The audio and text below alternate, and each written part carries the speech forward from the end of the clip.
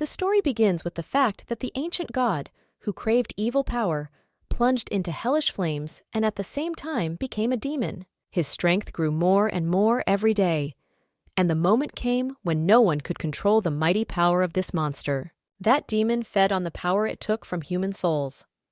And in order to become more and more powerful, he needed more and more victims, which he mercilessly killed. To save mortals from the fierce bloodthirstiness of the demon, the supreme god decided to come down to earth to help stop this outrage. It was from the time when the supreme god stepped on the earth that blood flowed on it in rivers, and the sun and the moon hid because they could not stand this horror. Finally, on the earth, which for so long shuddered from the terrible war, the greed of the demon was defeated by the supreme god. Although it was not an easy task, it still happened. Thousands of years of ancient wars, due to which the earth was completely washed with human blood several times, came to their logical end, and the demon was forced to bow the knee before the great power of God. However, even such a long and bloody war could not finally eradicate the demon's incredible greed. All this time, he hatched a plan to return to Earth and take the souls of people. And in just a few hundred years, a cunning demon found a way to secretly descend to people so as to remain unnoticed by the supreme god. The demon did not stop before the temptation to start mercilessly killing people and taking their souls again. He wanted to regain his strength as soon as possible and begin to rule the earth. God did not experience joys and sorrows, so he could not understand human suffering at all. Listening to people's cries and prayers for help every day, God pondered whether he should come to their defense again. One god who especially loved the human world said that it would be enough to give people a tool for self-defense, and with him, they themselves will be able to resist such an insidious enemy. The power of the gods comes from the 7 spiritual forces that exist both in heaven and on earth, and they have names: sun, fire, moon, wood, earth, metal, and water. The most outstanding people of the world, where they live and will become the keepers of people's peace. And the emperor will be the person whose connection with the 7 forces is as great as that of God. This is how people can be saved. Such was the decision of the gods about the chance to save all mankind. After such a decision of the gods, the first oracle descended to earth.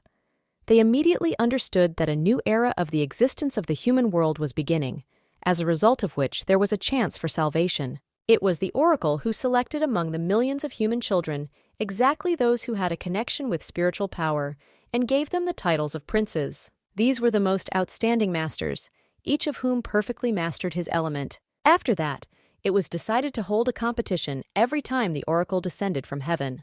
And as a result of such a competition, the most prominent and strongest of the princes received the title of emperor. One of the men offered his visitors portraits of the princes who will take part in the next competitions. He perfectly told their biography and their achievements. A young man at a nearby table witnessed how the visitors asked the merchant to tell more about the competition itself and about all the princes. They were very interested in the smallest details of this event. The young man was worried about only one question: why everyone was interested in that competition, when no one on earth knows the exact date when it should take place.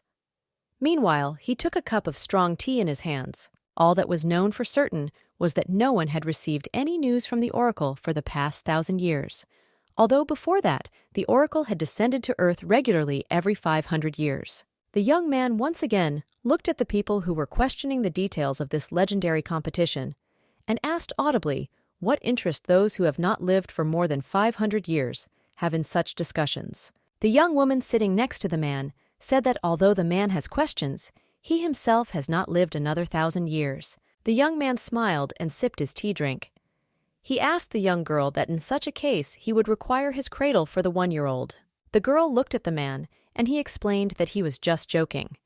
Then he added that, in fact, he himself began to worry that no one knows the date of the competition, although it is delayed a lot from time to time. The young man added that although they, the princes, possess spiritual powers with the help of which they live longer than ordinary people, they are still only half immortal. The young man bowed his head and said in a guilty tone that it might even be his fate to grow old without waiting for the start of the great competition, although he wanted to take part in it. But as soon as he said this, his face lit up with a bright light. It flooded everything around, and each of the people directed their gaze to the place from where it radiated. This light was noticed by all mortal men in different parts of the earth. But in addition to mortals, he was noticed by those chosen 7 princes who had been waiting for this glow for more than 1,000 years. The chosen princes looked at the sky and could not tear their eyes away. Only one thing became known. An oracle descended to earth, and this meant the beginning of the competition for the title of emperor. All 7 princes received a sign for their hands, a blossoming cherry blossom petal. And this meant that all of them, without exception, should gather in the agreed place at the agreed time. An incredible crowd of people gathered at the huge stadium. No one wanted to miss the outstanding event of this millennium, especially if anyone would live to see the next such event. People in the stands joyfully shared their impressions and emotions. They were happy that the oracle had finally descended for the first time in 999 years of waiting, and they would witness such a contest. People decided not to miss the smallest detail of everything and kept their eyes on the center of the stadium. Something began to happen on it, and everyone directed their keen eyes there. Unbelievably beautiful women appeared at the stadium, and the local women immediately began to discuss their appearance and beautiful clothes. These were famous goddesses. Men immediately appreciated the rare beauty of these beauties. Some even began to compare them with fairies who descended to them from heaven. 8th, Prince Cho-ran also looked at the goddess from head to toe with an appraising look.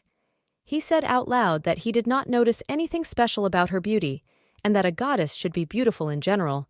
That's why she is a goddess. And then Cho-ran added that all goddesses spend their whole lives locked up in the palace, so he doesn't understand the point of their beauty at all if no one can see it. 7th, Prince Hamil asked Cho-ran if he was jealous of the goddess's beauty, because he believed that there was a good reason for this. Against their background, Cho-ran looked even more hideous. It was like a knife going through Cho-ran's heart. After all the local women simply lost their heads at the sight of him.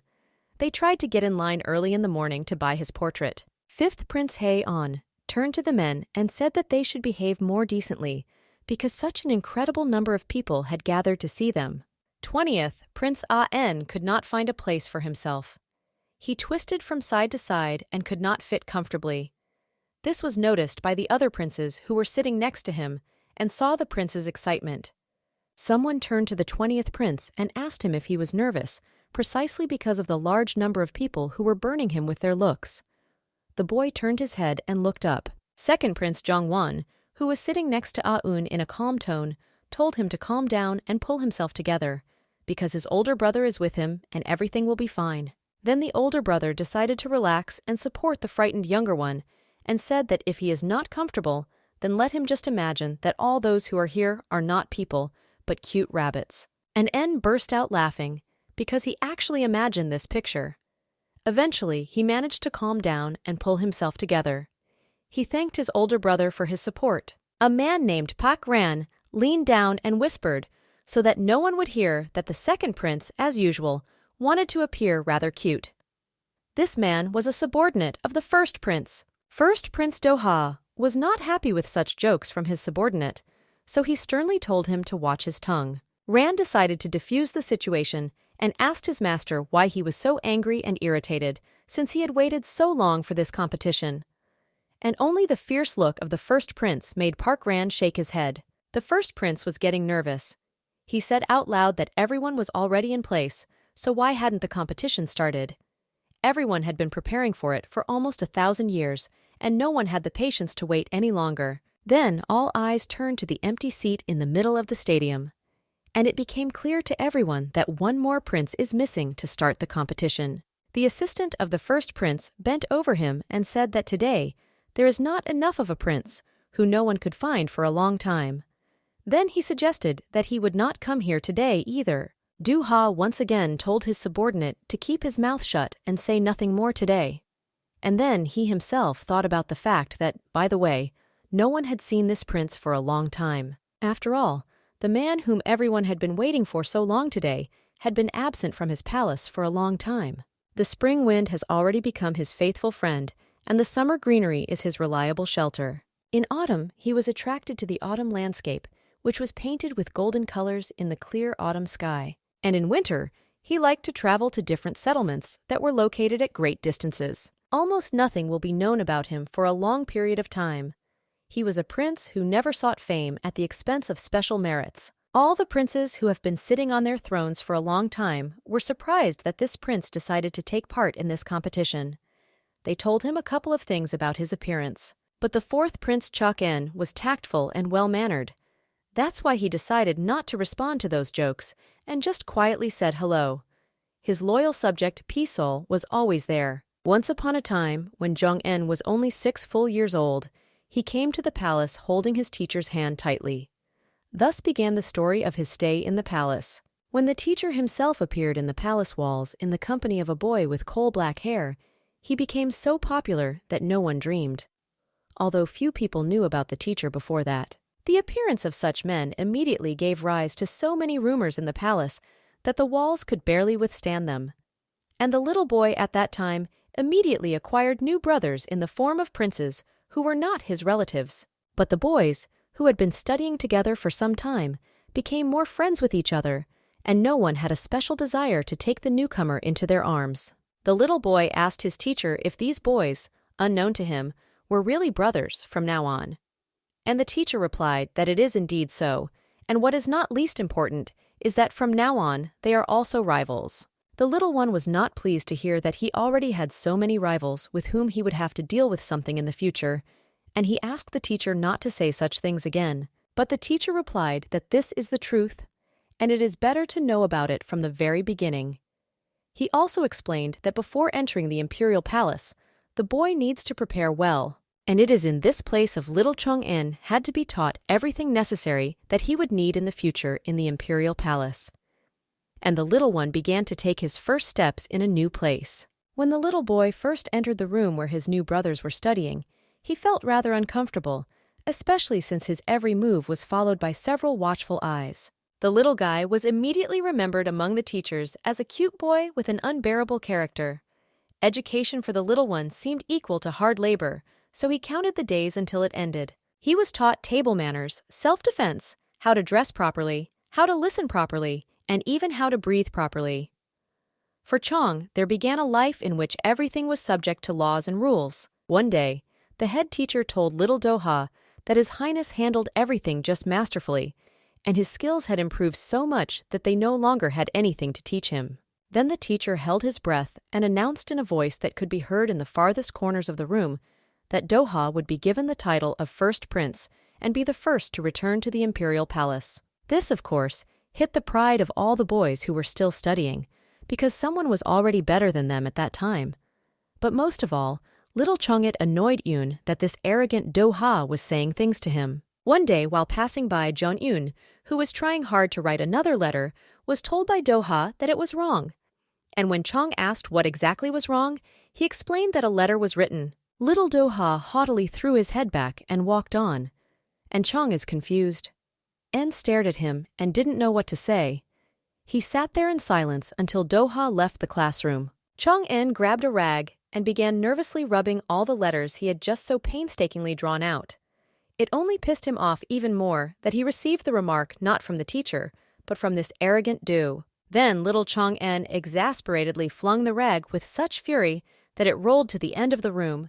He was not going to tolerate such treatment. Ha, who so demonstratively demonstrated to little Young, began she is disrespectful and condescending.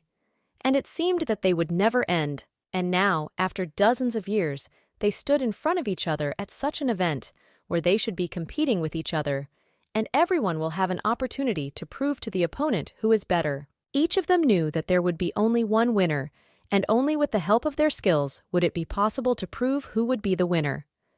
Time changed them, and no one knew what to expect from their competitors. But their duel of glances was interrupted by the loud shout of the guards, who informed everyone present that His Highness the Emperor had already arrived at the place of competition. Pisol looked at his master out of the corner of his eye, but he continued to stand still. Therefore, it was necessary to decide something, because in the presence of the emperor this was not allowed. So the man whispered in Jun's ear, "En, that it's time to go and take your place, because they are attracting too much attention at the moment, and the emperor himself should appear here any minute." The young man agreed, and he and Pisol went to their empty chair. As they passed by the first prince, his servant kept his eyes on them. This, of course, did not go unnoticed by subordinate Chong-ena. So he turned his head and looked at the servant of the first prince with a questioning look.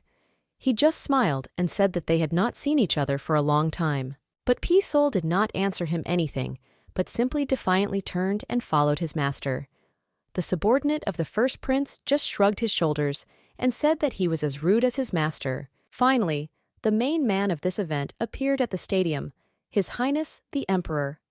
Everyone on the stands began to shout greetings in honor of the emperor and bless his entire family. Thousands of people threw sakura petals to show their love and respect to His Highness. They shouted that the emperor would be healthy and always be accompanied by luck in all his affairs. The emperor liked how his people loved him, so he happily strode through the stadium accompanied by his faithful Higyeon. The emperor himself was called Ryu Huai. The emperor raised his hand in greeting to the people who had gathered here in large numbers to watch him. One of the women whispered to her neighbor that the emperor was very handsome. One woman told her husband that their emperor is the most powerful of all time, and at the same time looks as delicate as a flower. The man did not like that the woman was looking at him with a loving look. Everyone knew that although the emperor looks so young, His Highness has ruled for almost as many years as he has lived in this world, almost 1,000 years. People began to whisper that among the princes who are here, there are those who have already managed to live more than 100 years. But when you look at them, it is hard to believe because they look incredible. Therefore, the people in the stands concluded that it is the use of spiritual power that gives the princes beauty, because all of them are not related to each other by the same blood and can be equally beautiful. The emperor took his place of honor and greeted everyone present. He thought about it and said that the last time they saw each other was somewhere 30 or 40 years ago. The emperor said aloud that he had been enjoying his life for so long that something quite important seemed to have been erased from his memory. His attendant immediately reminded the emperor of his reputation. When the emperor heard the remarks in his direction, he turned to the neighboring prince and said that this attendant had tired enough of his grumbling, so he would not wait for him to die. The man standing behind the emperor only muttered indignantly that these failed jokes only made things more difficult. The emperor just exhaled, because no one appreciated his joke. The emperor began to tell that 1,000 years is quite a long time, and everyone probably thinks that there are no disadvantages to longevity, because you can live in wealth and not deny yourself anything. Then the emperor changed his face and added that one should not forget about the difficulties that people face during their long lives. And the main one of them is the loss of loved ones who do not live that long. The emperor said that the 1,000 years he had spent on the throne had been quite tiring, so finally today he had hope that his reign would finally come to an end. Then the emperor, in a rather serious tone, spoke loudly so that all the princes would listen carefully to him, because their future fate would depend on this. All the men who sat respectfully on the thrones listened attentively to every word of His Highness the Emperor.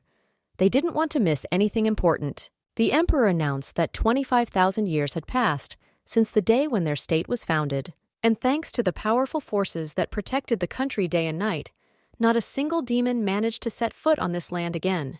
The emperor reported that thanks to their vigilance, it was possible to maintain order on Earth during the last 999 years of their nation's existence. And everyone gathered here today according to the will of the oracle, which decides when the next competition will start. That is why the 44th competition among princes will be held on that day, the winner of which will become the next emperor of our country and will proudly wear this title until the next competition. But a very fierce struggle awaits all the princes present here, in which you should not hope that someone will lend a helping hand to someone. There will be only one winner in this battle, so no one should trust anyone. This will be a fatal mistake in the competition, and each participant should rely only on himself. Then the emperor smiled and said that everything important that he wanted to say today has already been said, and in the end he wished luck to everyone and victory to the most worthy of the princes. All the princes went to the bath in the evening. There they could wash off negative energy and restore lost strength. The bathhouse was prepared for them according to special recipes. After bathing, the princes talked about the fact that they had not visited a better place, because this water contained an extract of carefully selected medicinal herbs for training spiritual strength. Pisol stood on the wall and listened to their conversations. He waited until they all left.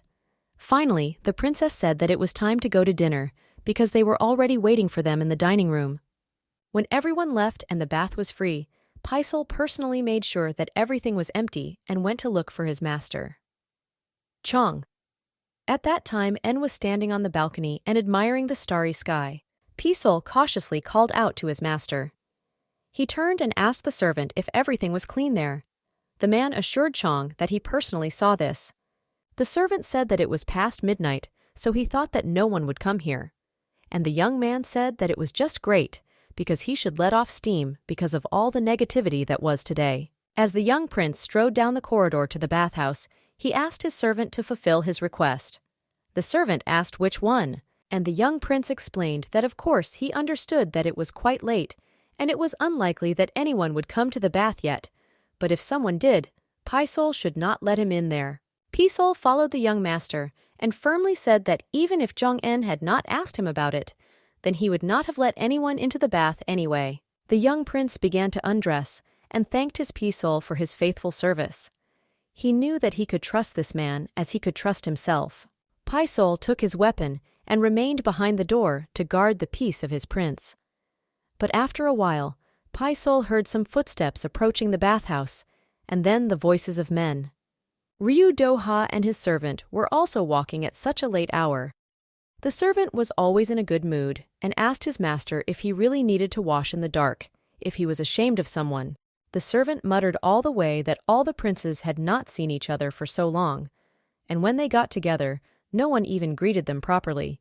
Even in the bath they could not get together. And although Ryu Do-ha had already remarked to Baek-ran that he was quite noisy, he continued to think that even though the princes are not related by blood, they still shouldn't ignore each other like that. But Baek-ran did not have time to prove his point to the master, as soon as he noticed how lightning fast the sword flew by him and stopped a millimeter from the carotid artery on his neck. The servant looked up to see a belligerent Paisol standing before him, his weapon drawn. The man sternly told them to stop, and when the first prince and his servant looked questioningly at Paisol, he explained that they could not go any further, because that was what his master had ordered him to do, and judging by his appearance, it was no joke. It was quite unexpected to feel a bladed weapon near his neck, so Baek-ran just froze and didn't move at first. All the more, he felt a terrible energy emanating from the sword. Baek-ran looked into Guard Young's eyes. Inu felt that no less dangerous energy of colossal power was radiating from him. Moreover, he once again repeated that he would not let anyone go. Paisol was quite serious, because he was not used to disobeying his master's orders.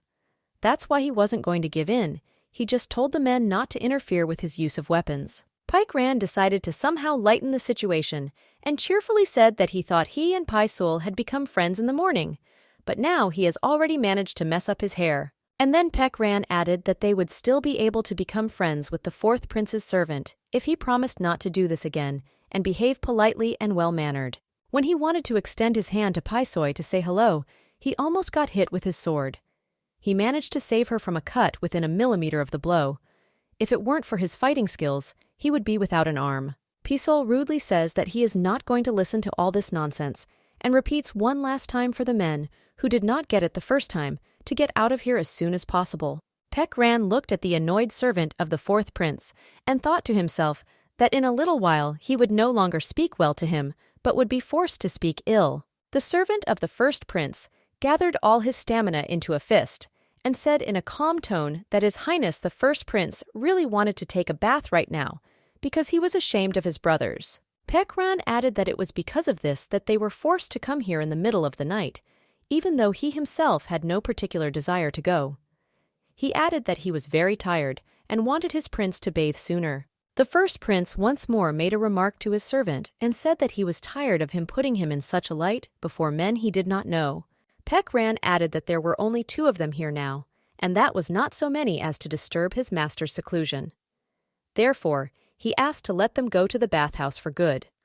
But before the servant of the first prince had time to prove everything he wanted, he saw from the corner of his eye that Paisol was preparing to attack with his terrible sword. Not even a fraction of a second had passed when Baek-ran blocked Paisol's blow with a skillful movement of his stick, who was already tired of listening to the chatter. The first prince's servant smiled, looked into Paisol's eyes, and asked him if he thought that Baek-ran would allow him to wave his sword in his face for the 3rd time. Paisol looked at the staff that blocked his sword and remarked to himself that even without a bladed weapon, this man was strong enough. Therefore, he decided to take a closer look at it. Pek Ran was one of the most famous subordinates of the first prince, and at the same time, his right hand.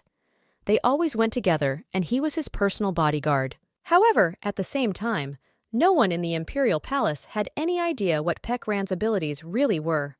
From the very beginning of his stay in the palace, he remained a dark horse for everyone. Therefore, Pisol also did not know what to expect from Pek Ran. But one thing that was absolutely clear to him was that he would have to sweat a lot in the battle with him. Pisol said in a serious tone for his opponent to draw his sword. But Pek Ran smiled again and replied that at the moment he does not want to do this and will not do so at all. The fourth prince's bodyguard had already been attacked by a turd.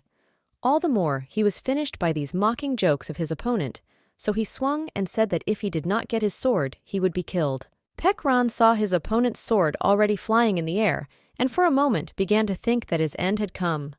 But then the voice of the fourth prince was heard, who told Pisol that it was enough.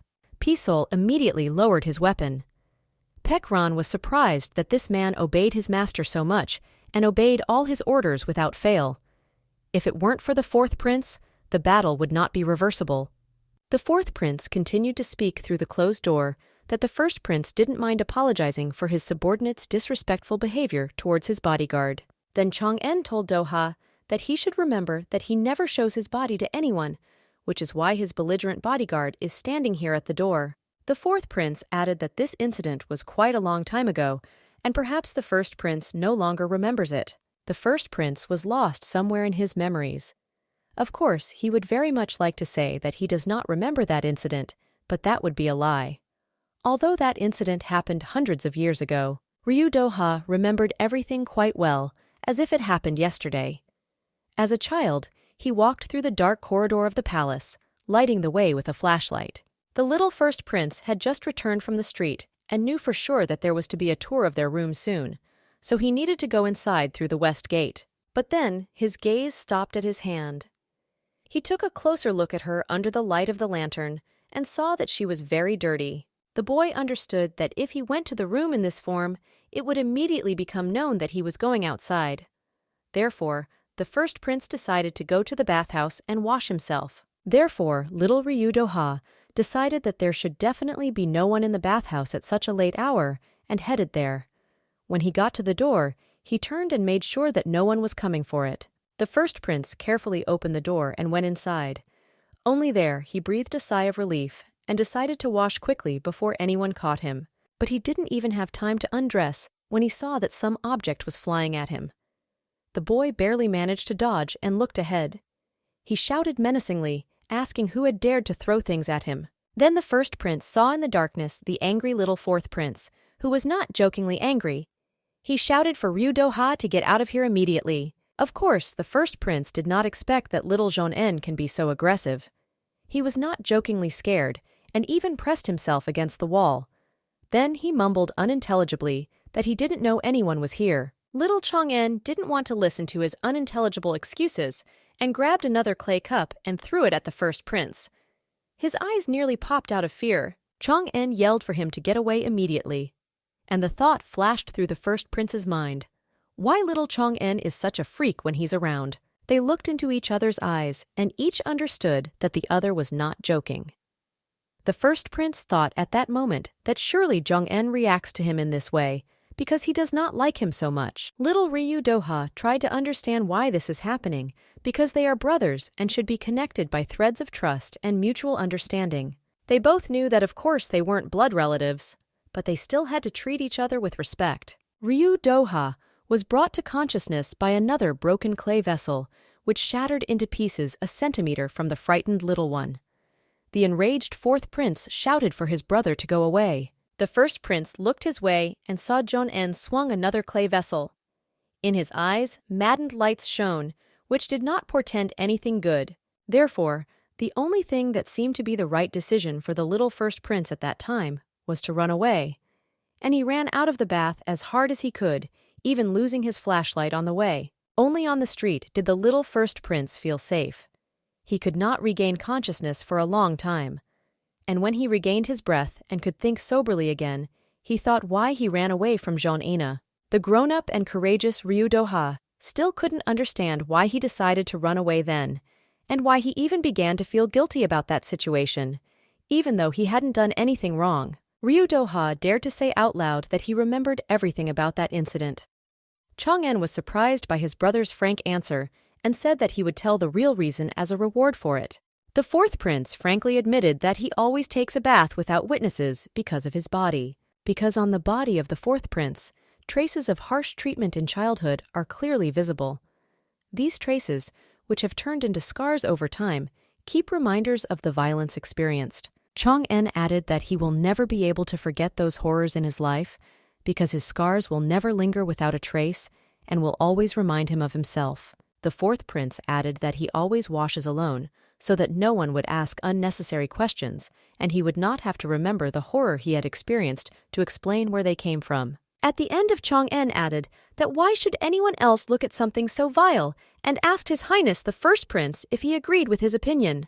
But then the first prince added in a calm voice that if none of them minded looking at his ugly body, he would invite them inside. His Highness added that his fourth brother, Chong-en, is happy to bathe with his brother.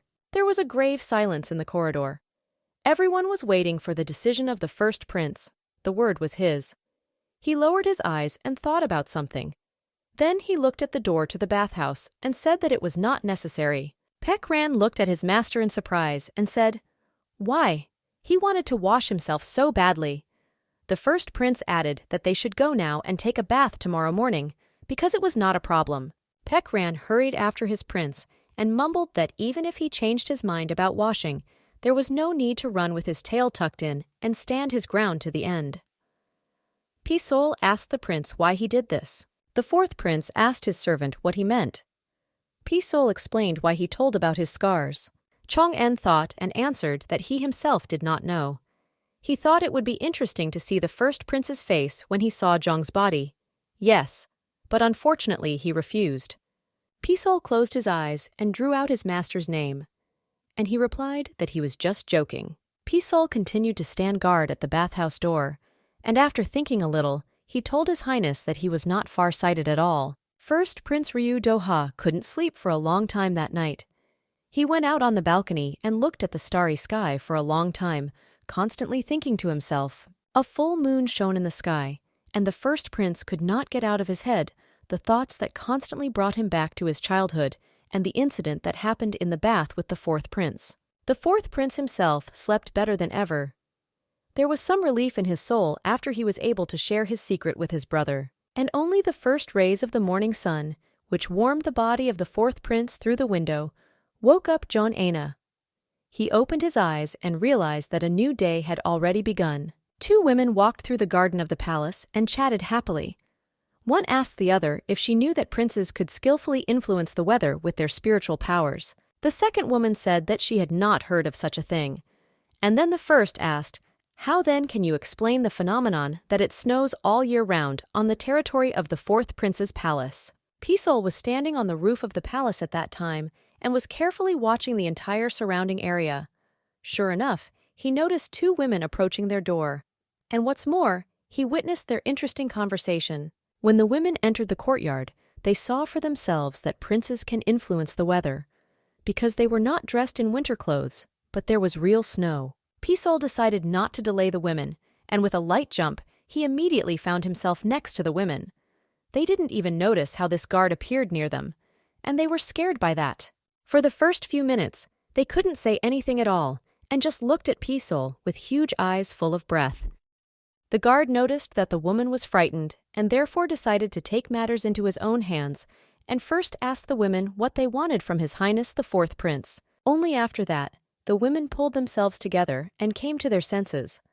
One of them explained that they had come here to bring alcohol for the prince, which had been given to him by the emperor. Pisol immediately took a close look at the bottle with the blue contents on the women's peddling. She didn't seem dangerous, and that was the most important thing in his work. Therefore, Pisol took the bottle in his hands and explained to the women that His Highness the fourth prince had a little cold at the moment, so he would not be able to receive them personally. But he will hand over everything to his master. Pisol did not wait for the women to allow him to do so, took the bottle and returned. The man walked confidently to the palace, and the confused women stared at him for a long time.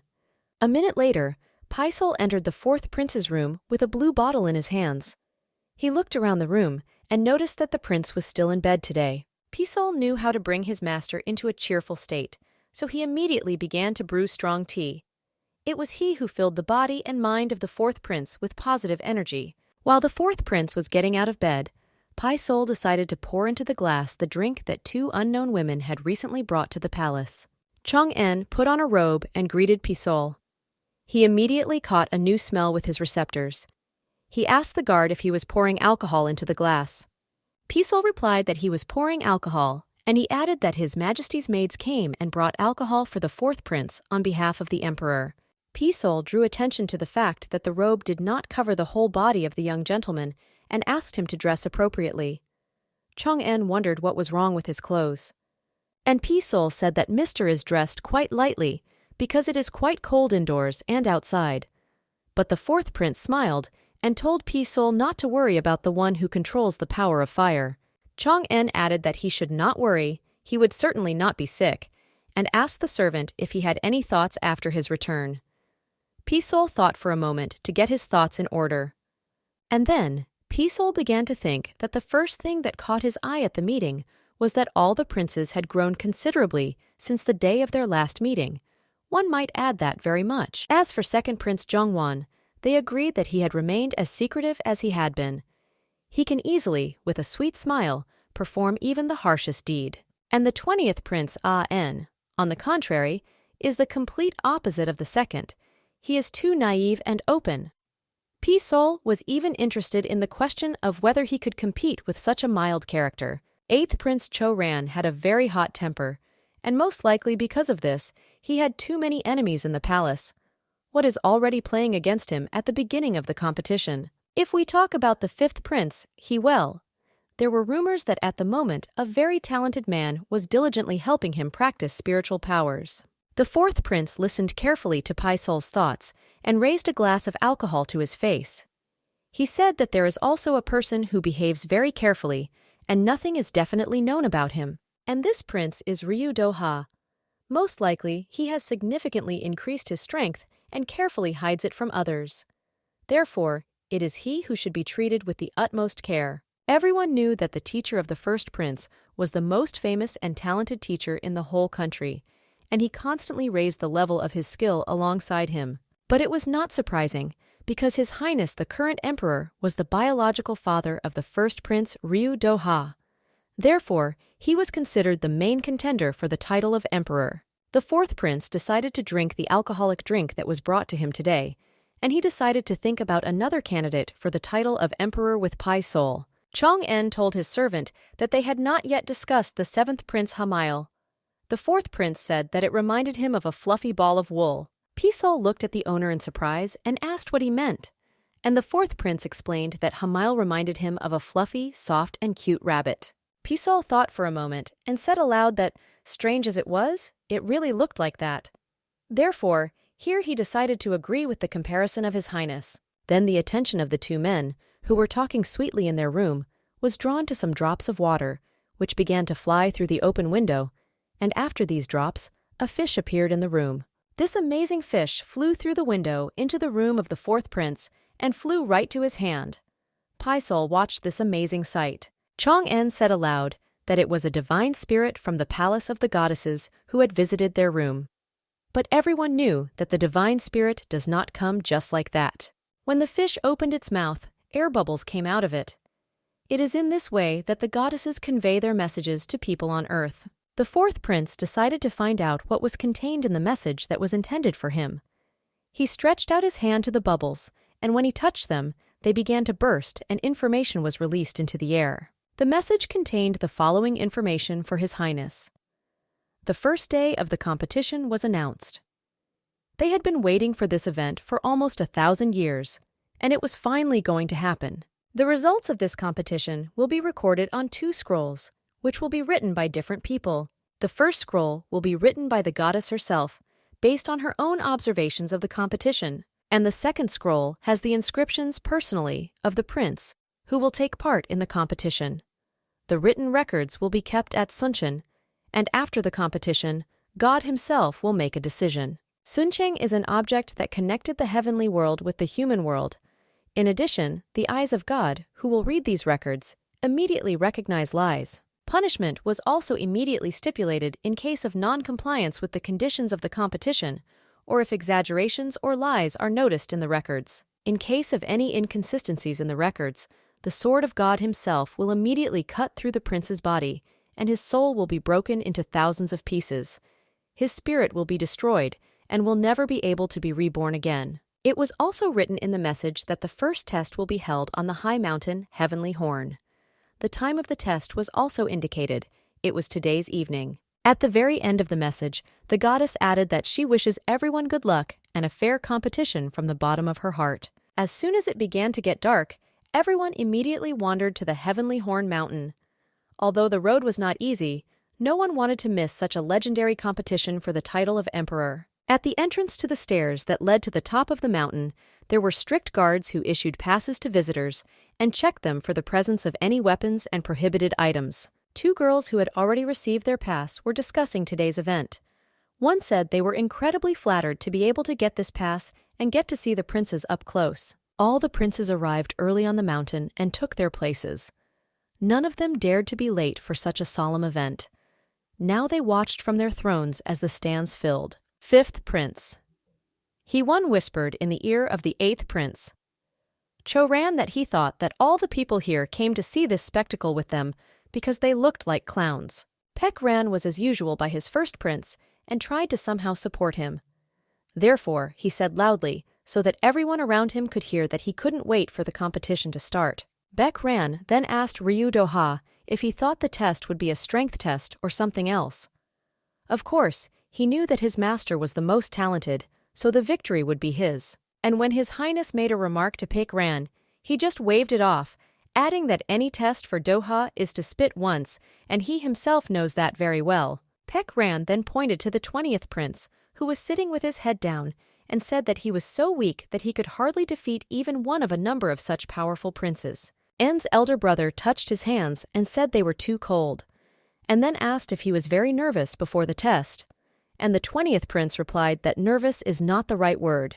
The elder brother tried to calm the 20th prince down and told him not to be nervous, as he had been practicing every day before the competition, and his skills had greatly improved compared to the past. Each prince who participated in the competition had his own innate spiritual power, which is called the main one. Even if someone would like to have several well-matched spiritual powers, it is possible to perfectly master and use only 2, maximum 3 spiritual powers. The Pillar of Light of the Heavenly Horn is able to show the power and harmony of the 7 spiritual forces, and when someone put his hand to the pillar, the light directly showed what his spiritual power was.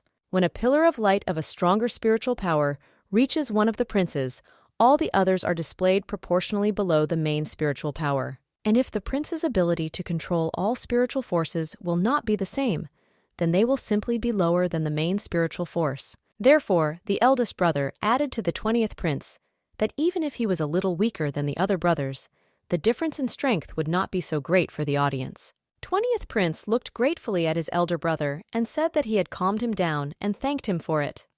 Now, En was not so worried about the spiritual powers of his competitors. It was during this conversation that the 4th Prince Chan appeared on the mountain of the Heavenly Horn, En accompanied by his faithful servant, Pai Sol. All the attention of the princes immediately turned to their appearance. Ha Mil was sitting alone and thinking about something of his own. But when he noticed that the 4th prince had come to the mountain, he immediately called him to sit next to him, because there was a free place. As soon as the 4th prince approached Hamil, he immediately grabbed his hand and repeated once more that Jong-en sat next to him. The 4th prince asked him to stop drawing attention to them. Hamil let go of Young's hand. Ina said that he was afraid that he would pass by and not sit next to him. Chong-en smiled and replied that he had been thinking of sitting next to him from the beginning. While they were chatting happily, Paisol remembered the morning conversation with his master, where he called Hamil a fluffy and cute rabbit. Therefore, Pisol took a closer look at this prince, of whom they had so little information, and wondered if they were not mistaken in His Highness regarding this competitor for the title of emperor. The goddess Vol-A suddenly appeared, who said that if all the princes are in the meeting, then she should inform everyone present of the details of the test. The goddess stood in front of some unfamiliar object and told that the heavenly horn is not only the mountain on which everyone is gathered at the moment, but also the object in front of her: sun, moon, water, metal, fire, wood, and earth. These spiritual forces themselves will be reflected on this object with the help of a pillar of light. And when a person who possesses spiritual power interacts with the center of the heavenly horn, the pillar of light will rise as high as their spiritual power is. The goddess continued to tell that for the last 25,000 years, the barrier that protected their world from demons was fueled precisely by the energy of these forces, and all because they were in harmony. The stronger the spiritual forces, the stronger the barrier. This is the essence of protecting their world from the invasion of demons. And the stronger the prince's developed connection with all 7 spiritual forces, the stronger the barrier will be, and no dark forces will be able to penetrate into the world of people. The goddess concluded her speech that this will be the most important criterion by which the prince will be chosen, who will be able to ascend the throne of the emperor. These are exactly the demands God makes of the emperor, who will maintain the barrier in proper condition. If one of the applicants does not cope with such demands and does not support the barrier, then the country and its population will not be able to be safe. When the goddess revealed all the details of today's trial, she announced that the trial with the heavenly horn would begin right now. Finally, before the trial began, the goddess asked the princes present if they had any questions about today's competition. The goddess looked intently at each of the applicants, but no one asked any questions. Everything was clear to everyone. Spectators were already waiting for the test to begin.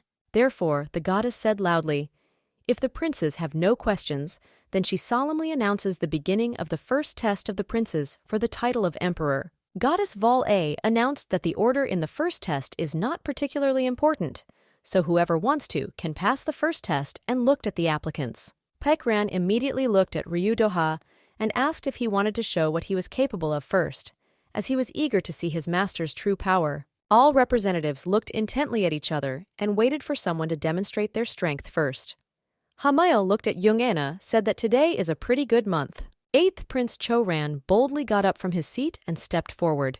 He said loudly that princes don't have the courage to even get up from their seats, so what trials could this be about?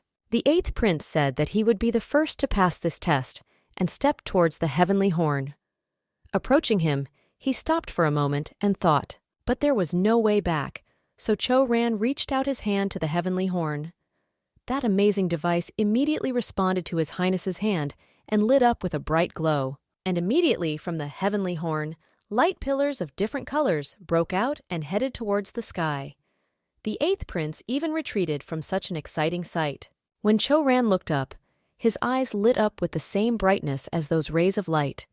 He was pleased with what he saw in the sky, so he happily stood in front of the heavenly horn. Only Paekran whispered to his master that compared to the metal and fire spiritual powers, the moon and water spiritual powers were very weak.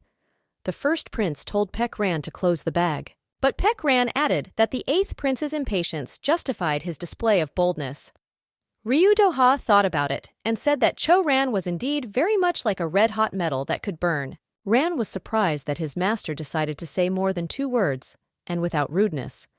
Doha only said that he was simply stating the facts, and that the notion that the 8th Prince only possessed the power of metal was false. In the 5th Prince, he, as expected, the spiritual power of the earth turned out to be the main spiritual power, and she was at a fairly high level, although he was not expected to see such a thing. There were rumors that the 5th Prince He Won invested all his money in training spiritual forces in Manang, and judging by today's exam, his efforts were not in vain. Zhong's older brother Won looked at Ah Yun and asked if he was still nervous. The younger brother could barely contain his excitement, but said in his voice that he was a little nervous. Then the older brother decided to set an example for the younger brother and go first, so that Ah Yun would have time to prepare more and see that it was not so scary. The second prince boldly stepped towards the heavenly horn and placed his right hand on it. Immediately after that, pillars of light burst into the sky. Everyone turned their eyes with delight to the dark sky, which was illuminated by the incredible colors of the light pillars. They were quite tall and powerful. The 4th prince also looked at this powerful power of the 2nd prince and thought to himself that he did not expect anything else from the 2nd prince. He had high core strength and well-developed others. Everyone understood that it was the second prince who claimed the role of the main opponent of the first prince, who is also one of the worthy candidates for the emperor's throne. As the second prince returned to his seat, his younger brother looked on in admiration at the power he had recently demonstrated. As they had agreed, the 20th prince went to the test next. He hesitantly walked over to the heavenly horn and stood in front of it, not daring to extend his hand towards it. A picture immediately appeared before the eyes of the confused 20th prince, how various potions were brought to him, and constantly told that these were very effective medicines for training and practicing spiritual power. And En remembered how the men kept telling him that he should drink as much of this medicine as possible, otherwise he would never be able to defeat those monsters. The 20th prince was standing in front of the heavenly horn, and thousands of voices in his head told him that with such a low spiritual strength, he would not be able to take the throne, that he would immediately lose, etc. The voices were already so unbearable that the 20th prince wanted to end this ordeal as soon as possible and return to his place. So he finally extended his hand. The only thing in the thoughts of the 20th prince was that he did not want to become the next emperor at all, and therefore he decided to just pass the test because it was necessary to do so. But when the pillars of light rose into the sky, even Pekran was surprised that his main spiritual power was close to the maximum, and the harmony between other spiritual powers was so good. Even the first prince was unexpectedly surprised by such results of the youngest brother. After all, no one expected that he would turn out to be such a strong opponent. But not only his competitors, but also the 20th prince himself was not jokingly surprised by what he saw. He strode happily to his throne and asked the second prince if he had seen it. Even when En had settled down, he continued to share his impressions. He said that the older brother was right, and even though he was not strong enough, everything worked out thanks to the training. The 20th prince returned to the second prince and sincerely thanked him for his support and faith in him. He smiled with satisfaction and said that no thanks were needed. And then, the second prince, John, he said in a completely different tone that his brother was proud of his younger brother with all his heart. One by one, the princes approached the heavenly horn for testing, and Pekran waited until his master had already left and demonstrated his strength. So he asked Ryu Doha how long he would just watch. Baekran watched as Doha couldn't dare to go to the test, and so tried to speed up his march. He asked if he was going to wait until the last one, until there was no one left. Ryu Doha was already tired of listening to his subordinates' chatter, so he resolutely got up from his seat and said that he would leave now. Pekran asked the master why he was so flexible today. All the brothers tensed a little when the first prince decided to pass this test. Because everyone couldn't wait to see his true power, so they waited for his turn from the beginning of the test. Finally it happened. In one moment, there was such a grave silence on the mountain that you could even hear the breathing of everyone present. Ryu Doha, meanwhile, confidently walked towards the heavenly horn. Everyone was interested in the question of whether the first prince and the emperor's only blood son had such a strong spiritual power. Everyone believed that he was the strongest among the 20 princes. Ryu Doha himself was already standing in front of the heavenly horn. There was no going back, and this had to happen right now. Therefore, he extended his right hand to the horn confidently and boldly. Before the hand had time to touch the middle, powerful pillars of light shot out from the heavenly horn into the sky. They were quite strong and durable, which created a real flow of spiritual forces. People who were present at the test could not look away from such an incredible sight. No one expected that his spiritual powers were so great. The fourth prince also did not take his eyes off the light rays. He noted about himself that the main spiritual power of the first prince is the power of water, and it is super powerful in his competitor. But besides the main spiritual power of water, the first prince has quite good compatibility with other spiritual powers, which are also too huge. It was then that the thought crept into the minds of many present who witnessed this test. Whether there is anyone more worthy of the emperor's throne than Ryu Doha. Ha Mil returned to the fourth prince and told him that only the two of them remained. Zhang agreed with his opinion. Ha Mul added that after Doha's test results, he could be considered a weakling. Ha Mil added that he was certainly not as prominent as his first brother, and all the time he tried to touch the hand of the fourth prince. He added that he was very nervous before the test. The first prince was now not waiting for the results of the test of his two brothers, and was watching with interest which of them would go first to the heavenly horn. Ha-mile insisted that when he held his fourth brother's hand, he would immediately calm down and it would give him confidence. Yes, Chong-en just told him to stop talking and go to the exam. So Ha-mile didn't even wait to touch the fourth prince's hand. He stepped forward to the test. As he passed by Ryu Do-ha, their eyes met like the blade of a cold weapon. There was a healthy excitement in the stands, especially among the women's team. They had been waiting all evening for the test of such a handsome man, and now, holding their breath, they kept their eyes on him. Ha-mile finally reached the heavenly horn and touched it with his hand.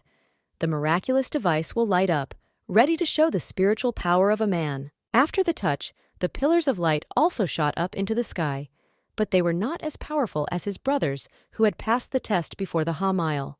The women in the stands were even a little upset. They didn't expect his spiritual power to be so small, so they didn't even believe what they saw. Although they admitted that despite everything, he is a handsome boy. Although he had a higher level of possession of the spiritual powers of the sun and the moon, he was still on par with other spiritual powers. Everything was harmonious and good with him. Pisol thought that the prince should not worry about his spiritual power, because it is quite large. But then he remembered Ha-mil trying to touch Young's hand. It was he who told Mr. Chong-en smiled and asked what Pisol wanted to tell him that Ha-mil pretended to be a test, but it was no longer a secret to him. They both noticed his deception. Satisfied, Ka-miles ran to the fourth prince and asked how his strength was. He still took his hand and waited for Chong-en praised him. Ha-mil even said that he was better than Ryu Do-ha. Chong-en struggled to pull his hand away from Ha-mile. He kept telling the fourth prince to try hard, because now it was his turn to show his spiritual power. Paik-ran reflected that in this trial, of course, the first prince was unbeatable, but the other princes were also quite good, surpassing the expectations of everyone present. Paik-rak also noted that the strength of the 20th prince was not so weak, so he looked more like a ravenous wolf hiding behind an innocent mask, rather than a rabbit. Then the servant said that there was only one prince left whose power they had not yet seen, and asked if Ryu Do-ha wanted to see what the fourth prince was capable of as soon as possible. Ryu Do-ha just glared at his subordinate, who decided to keep quiet so as not to get into trouble. Meanwhile, the fourth Prince Chong-en walked towards the heavenly horn. While he was walking, his mind flashed images of his distant childhood, when he was very young and he witnessed a terrible fire. It was on that fateful day that a stranger told little John Inu that everything that was in his life burned and turned into ashes. These terrible words were engraved in his memory for the rest of his life. From the past life of little Chong, all that remained were memories and buts. But after experiencing such an irreparable loss, Chon's spiritual strength Ina manifested with new power and became 1,000 times stronger in this bright red flame. And almost 1,000 years have passed since that time, and this little one who lost everything stood in front of the heavenly horn, waiting to test his spiritual powers for the title of emperor. But as soon as his hand touched the heavenly horn, such a powerful pillar of light emanated from it that it became brighter for several kilometers around. Paik-ran's mouth fell open at such a miracle. It was said that a person who can control the 7 spiritual forces without any difficulties will receive all the benefits of the kingdom of the gods. But people have never seen such a rare miracle. Every test of the princes for the title of emperor, everyone was waiting for such a miracle.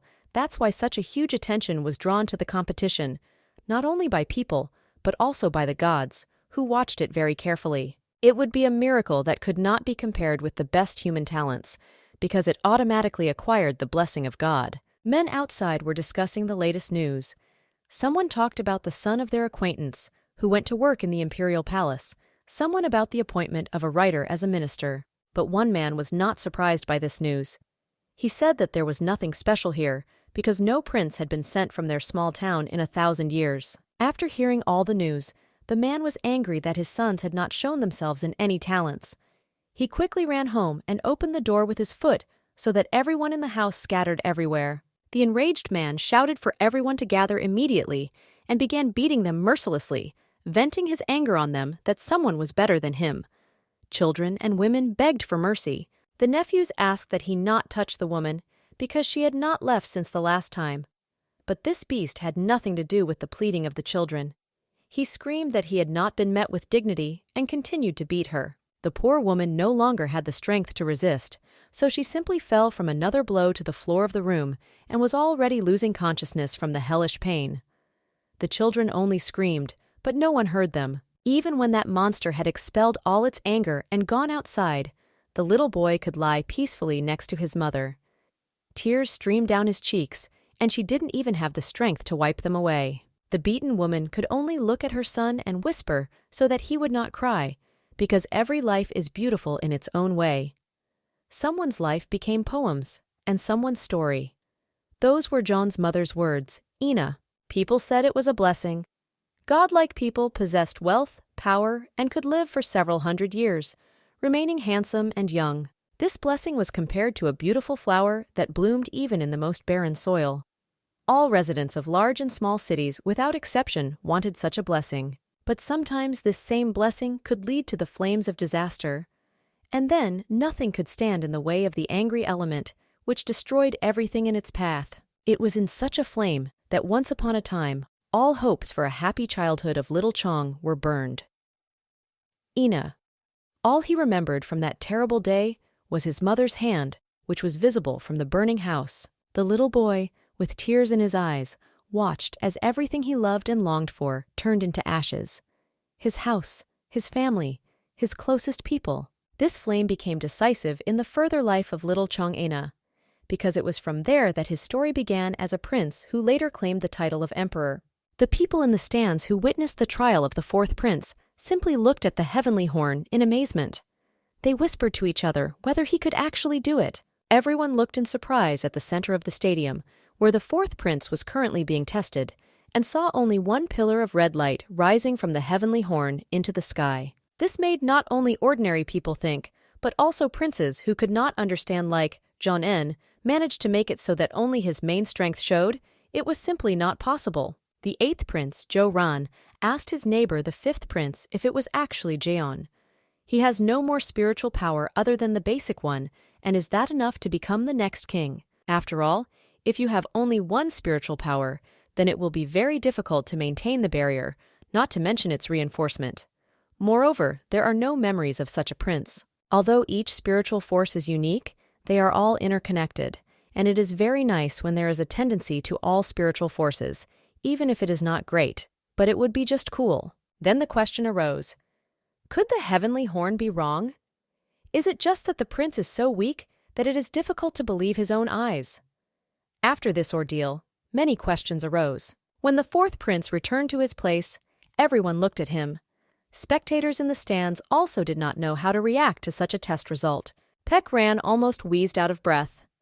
He only asked Ryu Doha if he ever expected to see such a result of this competition in his life. The goddess, who was writing down the results of the test in her scroll, was holding a pen and did not know how to describe such a phenomenon.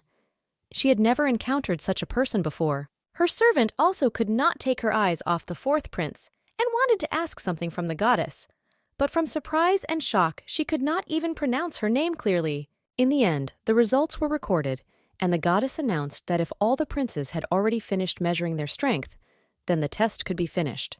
The goddess added that all the princes who participated in the trial should write down the results in the scroll later. The goddess added that everyone must bring their results to the goddess palace by midnight the next day. She also wished everyone good luck and said goodbye to see you at the next test. All participants went to their palaces.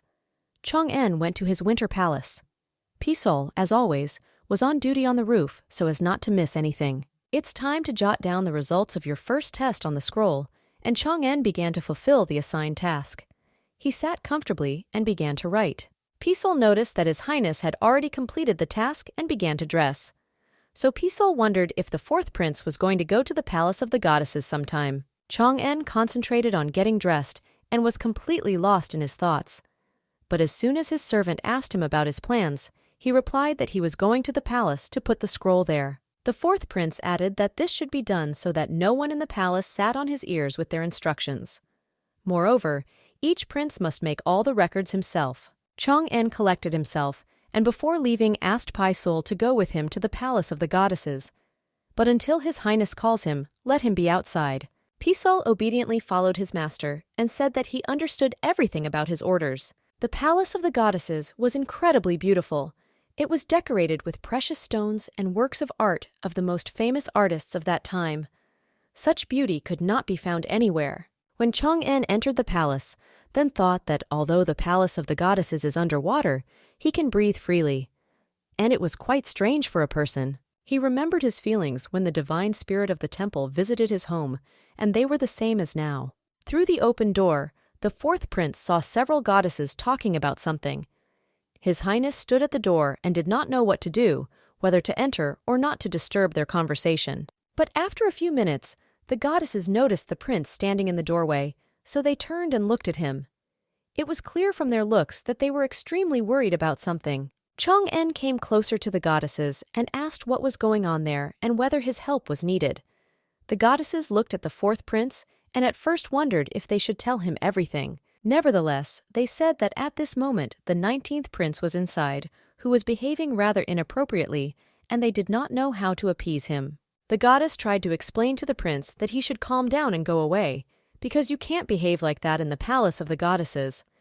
But he just defiantly looked at her and said that he was amazed. And then, the 19th prince leaned very close to the goddess and shouted that she was an insolent goddess trying to teach the prince, so she should be reminded of the laws of the imperial palace. That goddess stood her ground and once again repeated to the prince that no matter how much he persuaded her or threatened her, she could not put false test results in the sutras. The goddess also added that Sunshin are the eyes of God, and that even if he does not write to himself there, God will still see the truth, so the 19th prince should not worry so much about writing lies. But the man got impatient and grabbed the goddess by the chin and shouted right in her face that he was tired of her repeating the same thing, or she was completely deaf. The 19th prince let out through his teeth that she continued to carry some nonsense for being proud of the title of goddess and divine power that was not even comparable to his. And then that prince looked at her evilly and smiled evilly.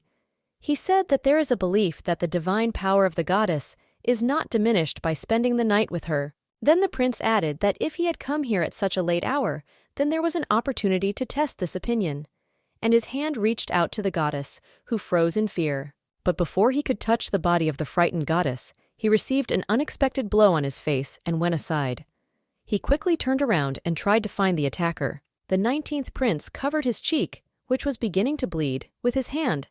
He shouted that he had the strength, asking who dared to injure the prince's body. The goddess also turned around in search of salvation. In front of them stood the warlike fourth prince, Jong-en. The 19th prince asked John how dare he attack his brother.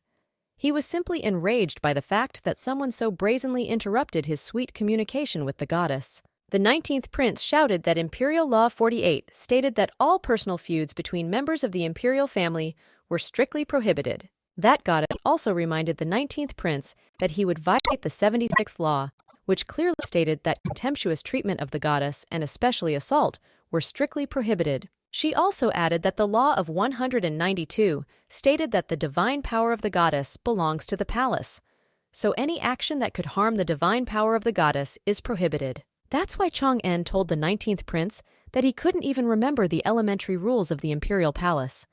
In parallel with his speech, Chong-en pushed his brother away.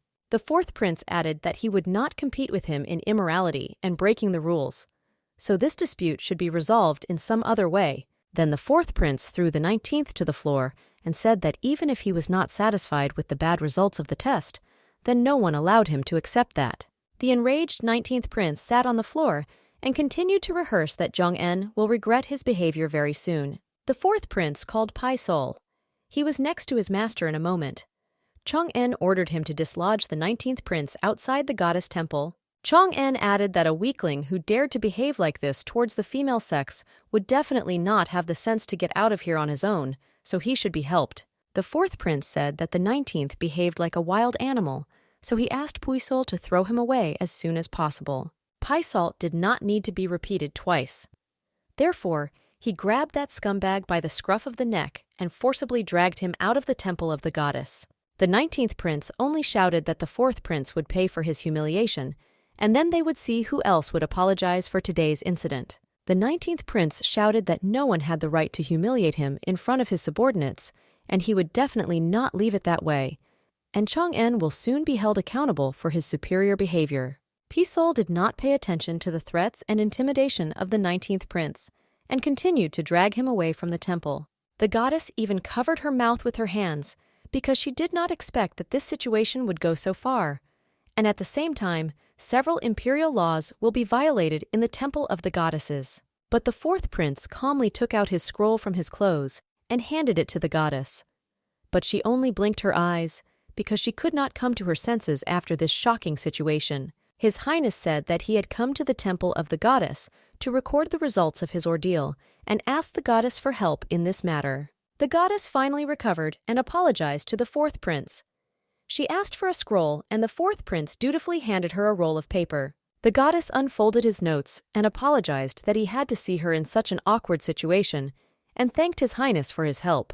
Chang'en said that this situation did not happen because of her, but pointing out the mistakes of his brothers and guiding them to the right path is the usual duty of every brother, so there is no need for thanks. The goddess said that it was most likely the 4th prince Chang'en is in demand among the female population of the palace, because he is so kind and considerate. And then, the goddess apologized for such an assumption, and immediately clarified that she did not want to offend him by talking about his attentiveness to the female sex. The goddess was completely confused in what she wanted to say, so she lowered her eyes and apologized for her rudeness.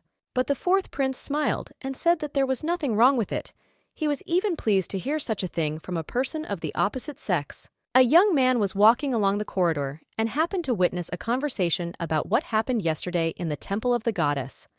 This news was discussed by everyone who could from the very morning. The man decided to stop and take a good look around, so he stood quietly behind the wall while the 2 maids discussed the incident of last night, where they said he had really done it. One woman said that the 19th prince was half-conscious when he was dragged out of the temple, and the other wanted to prove that the circumstances turned out just like that in favor of the 4th prince. Out of the corner of his ear, the man heard that the 19th prince behaved like an animal, and the 4th prince was supported by everyone, including the goddess, from the temple and thanked him for his help. So the man decided to immediately tell everything that he managed to find out to the emperor himself. And he ran at full speed to the emperor's chambers to tell him everything word for word. This man was the chief servant of Emperor Hygas himself, En. And when he nervously ran to the emperor's room, he immediately understood that something had happened and he wanted to tell something important. Therefore, the emperor, without waiting for the man to start asking for permission to set up the situation, asked Hig what happened, because he does not have a healthy complexion. And the servant decided to go straight to the point and told the emperor that it seems that yesterday in the Temple of Goddesses there was a fight between the 19th and the 4th prince, and this incident will be difficult to ignore. The emperor just calmly smiled back and told the servant not to shout so loudly, because there were only 2 of them in the room, and added that the fight was not such a big problem. Hig-en calmed down a little and asked, almost in a whisper, what measures the emperor was thinking of taking about such an incident, because so many people had witnessed it, and it could not be left to chance. The emperor thought about it and asked what he should do about it. And then he answered his own question that he was not thinking of using anything, since it was a small prank that was not worth attention. Then the emperor said that when he was a prince in the distant past, his brothers often played jokes on him. The first thing that came to his mind was how he was being buttoned up in bed. Then the emperor remembered cases when poison was added to his alcohol, and he still drank it in small portions, and thus was able to harden his body for more difficult tests in the future. The emperor only remembered how clever and funny his brothers were, and how much they loved him. But the servant interrupted his speech and said that his brothers hated him fiercely and wanted to kill him. But the emperor said Hig-enu, that he behaves like a boring old grandfather, and he, then and now, does not see the point of interfering in the quarrels between the princes, the more they look like children's toys. Hig-en did not agree with the emperor's opinion and replied that there is no need to turn everything into a joke, because this is a serious problem and it is necessary to at least order these 2, and it is better to suspend them from the competition. But the emperor calmly replied that he simply did not want to do it, because if he listened to Hig, if she does this, it will not change anything, but on the contrary, it will become a prerequisite for an even greater conflict. The emperor added that it makes no sense to punish the perpetrators of this incident, because if you punish the children for pranks, they will only hate each other more, so it is better to strengthen their friendship. Then the emperor added that it is also worth reminding all the brothers that the dead who have left this world will never return, so it is worth cherishing the living while they are around. The emperor looked into the eyes of his servant and said that there will be no punishment, because it will not bring any result, and very soon the boys will take up the old. The emperor also added that very soon one of them will occupy the throne of the emperor, and they must learn to reconcile with each other for further harmonious life, especially since the king did not interfere in his time either. The emperor bent over Kin Enam, also said that they should take an example from their predecessors and not stick their noses where they shouldn't, and this especially applies to the curiosity of Higa himself, Ina. And the emperor added that when the competition is over, so will Hig-in will have to leave this world with the emperor, so may he enjoy his last days in harmony and peace. But these words only infuriated Hig-ina, and he turned away and said loudly that he was not going to leave this world with the emperor. The emperor just smiled and asked if he really thought so. Hig is still indignant and added that he actually thought so, and it would be great if the emperor went to the other world alone without his faithful servant. The emperor just smiled and said that the servant behaves as usual, and when the time comes, no one will ask anyone about their wishes, but it will happen exactly as it should happen. Then the emperor opened the window and saw a divine carp in the sky.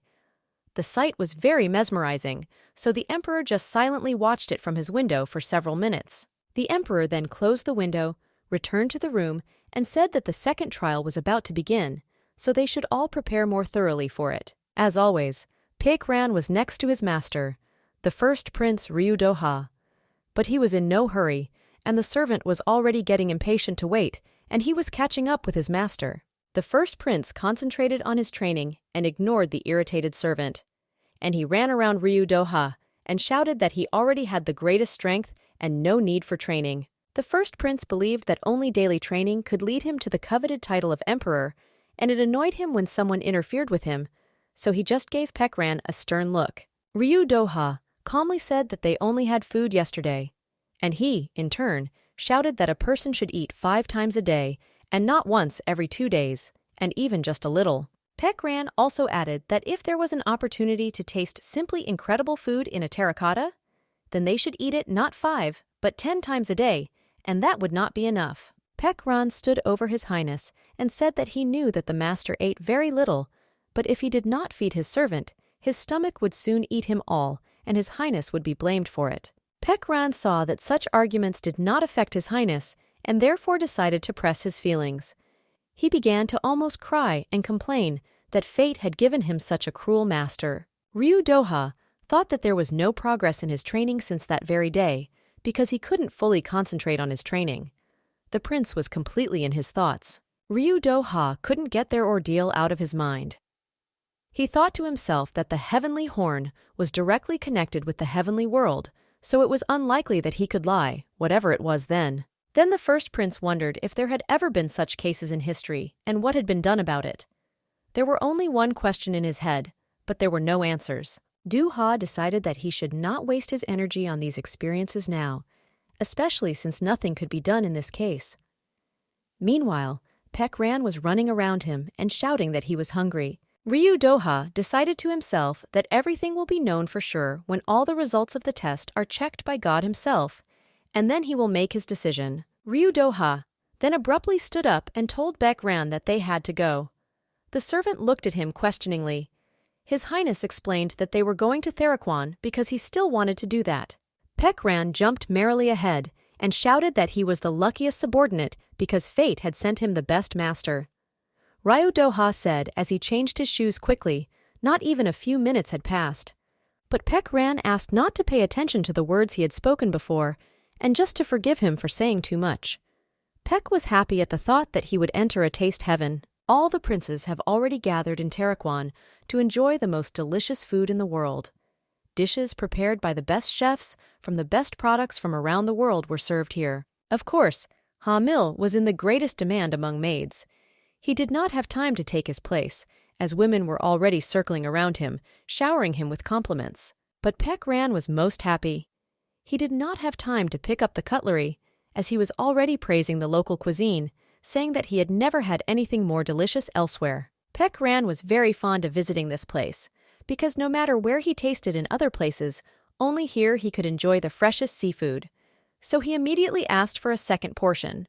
Then, Pakran noticed how the 19th prince was emotionally explaining something at the table of the second prince, and he became curious about what was happening there, so he began to listen more carefully to the conversation.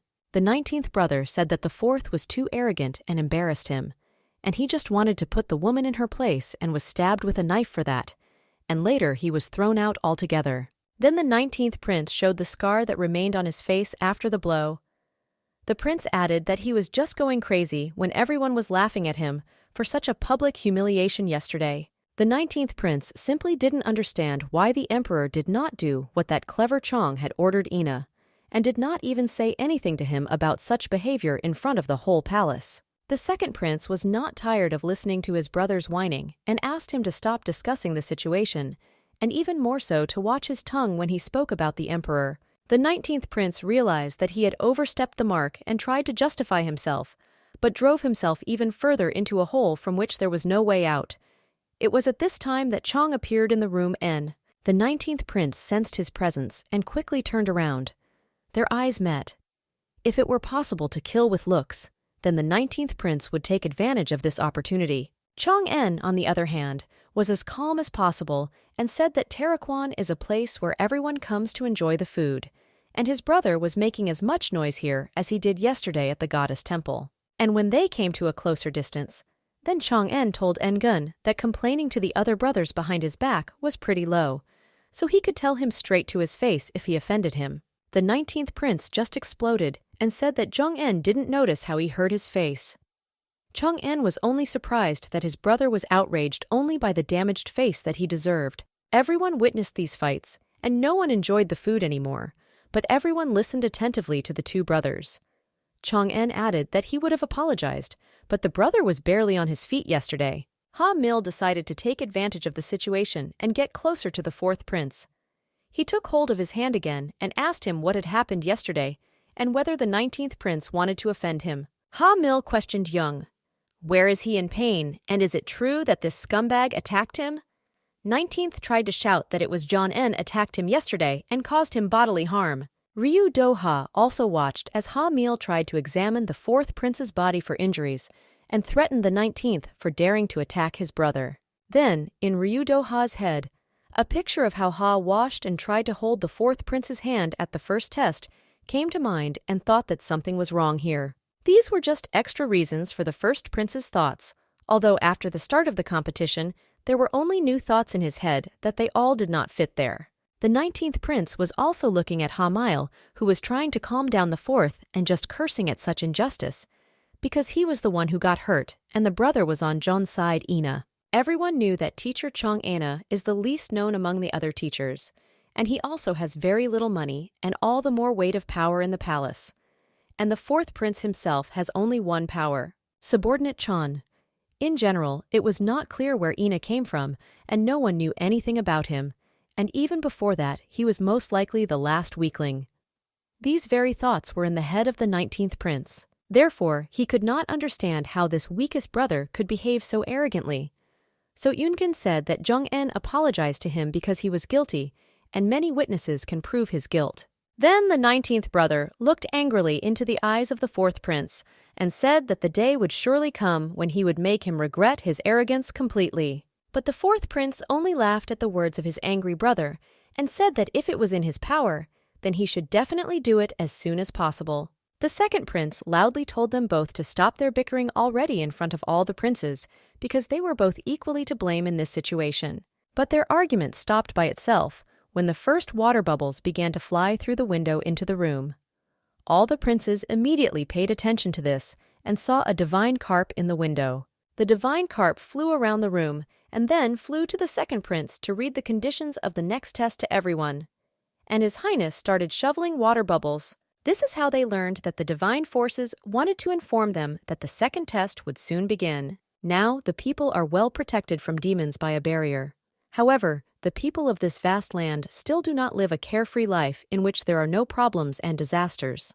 The desire of demons to harm people is so great that they send natural disasters that take the lives of hundreds of thousands of people, and unfortunately, it does not depend on the protection of the barrier. The people who live on Earth are weak in health and try to survive every day, overcoming a whole bunch of obstacles and trying to eat normally. That is why, in addition to maintaining the barrier from demons in proper condition, the princes will need to help ordinary people overcome obstacles and survive in this world in the future. Based on all of the above, the Divine Spirit finally decided to give him the detailed instructions for the next trial. The princes will need to find people all over the land who are suffering, starving, destitute, and homeless. And when they find such people, they have to solve their problems. The ordeal will begin immediately after they hear the voice of the goddess. The message then added that the trial was starting right now and would continue until midnight on the same day next month. And by the time the last 31st day of the trial is over, all the princes must bring to the temple of the goddess a scroll in which the history of the salvation of people and their number will be described. This will be the second test for all participants of the competition. Finally, the goddess wished everyone good luck and a fair fight for the title of emperor. Chang'en listened carefully to the conditions of the test and decided that it would be necessary to perform well in the second test. Moreover, he himself experienced these calamities once as a child on his own experience. After announcing the conditions of the test, all the brothers began to say goodbye to each other and wished everyone good luck in passing it. The second prince approached the 20th and told him not to worry. Peck Ran, as always in his repertoire, began to think about what awaits them ahead and how the streets of ordinary cities have changed since the last day they were there. Chang'en and his faithful servant decided to immediately begin the task. They changed into ordinary clothes and went through the streets of cities in search of the destitute. They also sailed to distant provinces to learn more about the local population, who needed some help and tried to find something more important than others. Travelers had breakfast and dinner in local canteens in order to be closer to local men, who shared their burning questions with their friends over a glass of strong beer. At the table is Chong himself. Yen and his servant had already accumulated quite a lot of empty bottles, and Pisol remarked that the master had drunk too much today. But the prince just waved off the servant, saying that it was only the 20th bottle. And then, after thinking about it, he said that he had just returned to the palace after many years of wandering, and he was sent away again. Also, Chang'en added that he didn't have time to enjoy a luxurious life, but had to move from place to place again, just like all these long hundreds of years, so he has an excuse to get drunk today. But Pisol was disturbed by the thought of how Hamil had been closely communicating with his master recently, and he said aloud that it was better to travel with him outside the palace. Pisol then reminded that it had already been 10 days since the test started, and they had gone through many cities and towns, and asked if Zheng had come up with anything and how we'll deal with the test. And Chang'en firmly replied that he had come up with it. After all, the test requires all applicants for the title of emperor to independently solve problems, and this is a rather difficult beginning. The princes must successfully solve the problems and return to the palace in a month. But getting a good grade for solving an easy problem is very difficult. Therefore, you need to find the most difficult problem.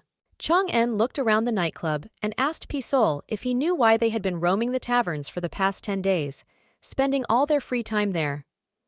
And Pisol answered to listen to the local gossip, because it is here that their power is strong. And Chang'en smiled in satisfaction, saying that knowing everything from the beginning is rather boring. Stories about the life of the emperor's subjects are gathered precisely in bazaars and inns.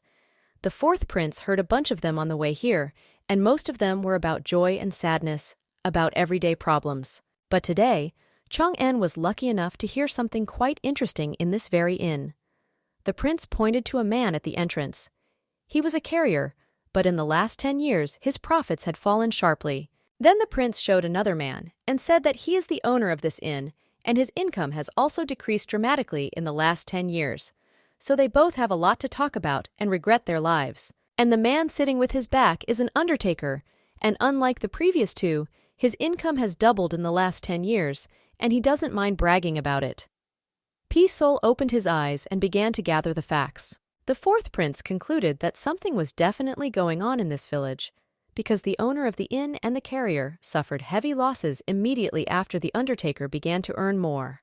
Then Chang'en remained silent, and Pisol waited for what His Highness would say next. And he thought and said that now they will have to figure out what is happening in this village. A man approached the table where Pisol and His Highness were resting and asked how he could be useful to them.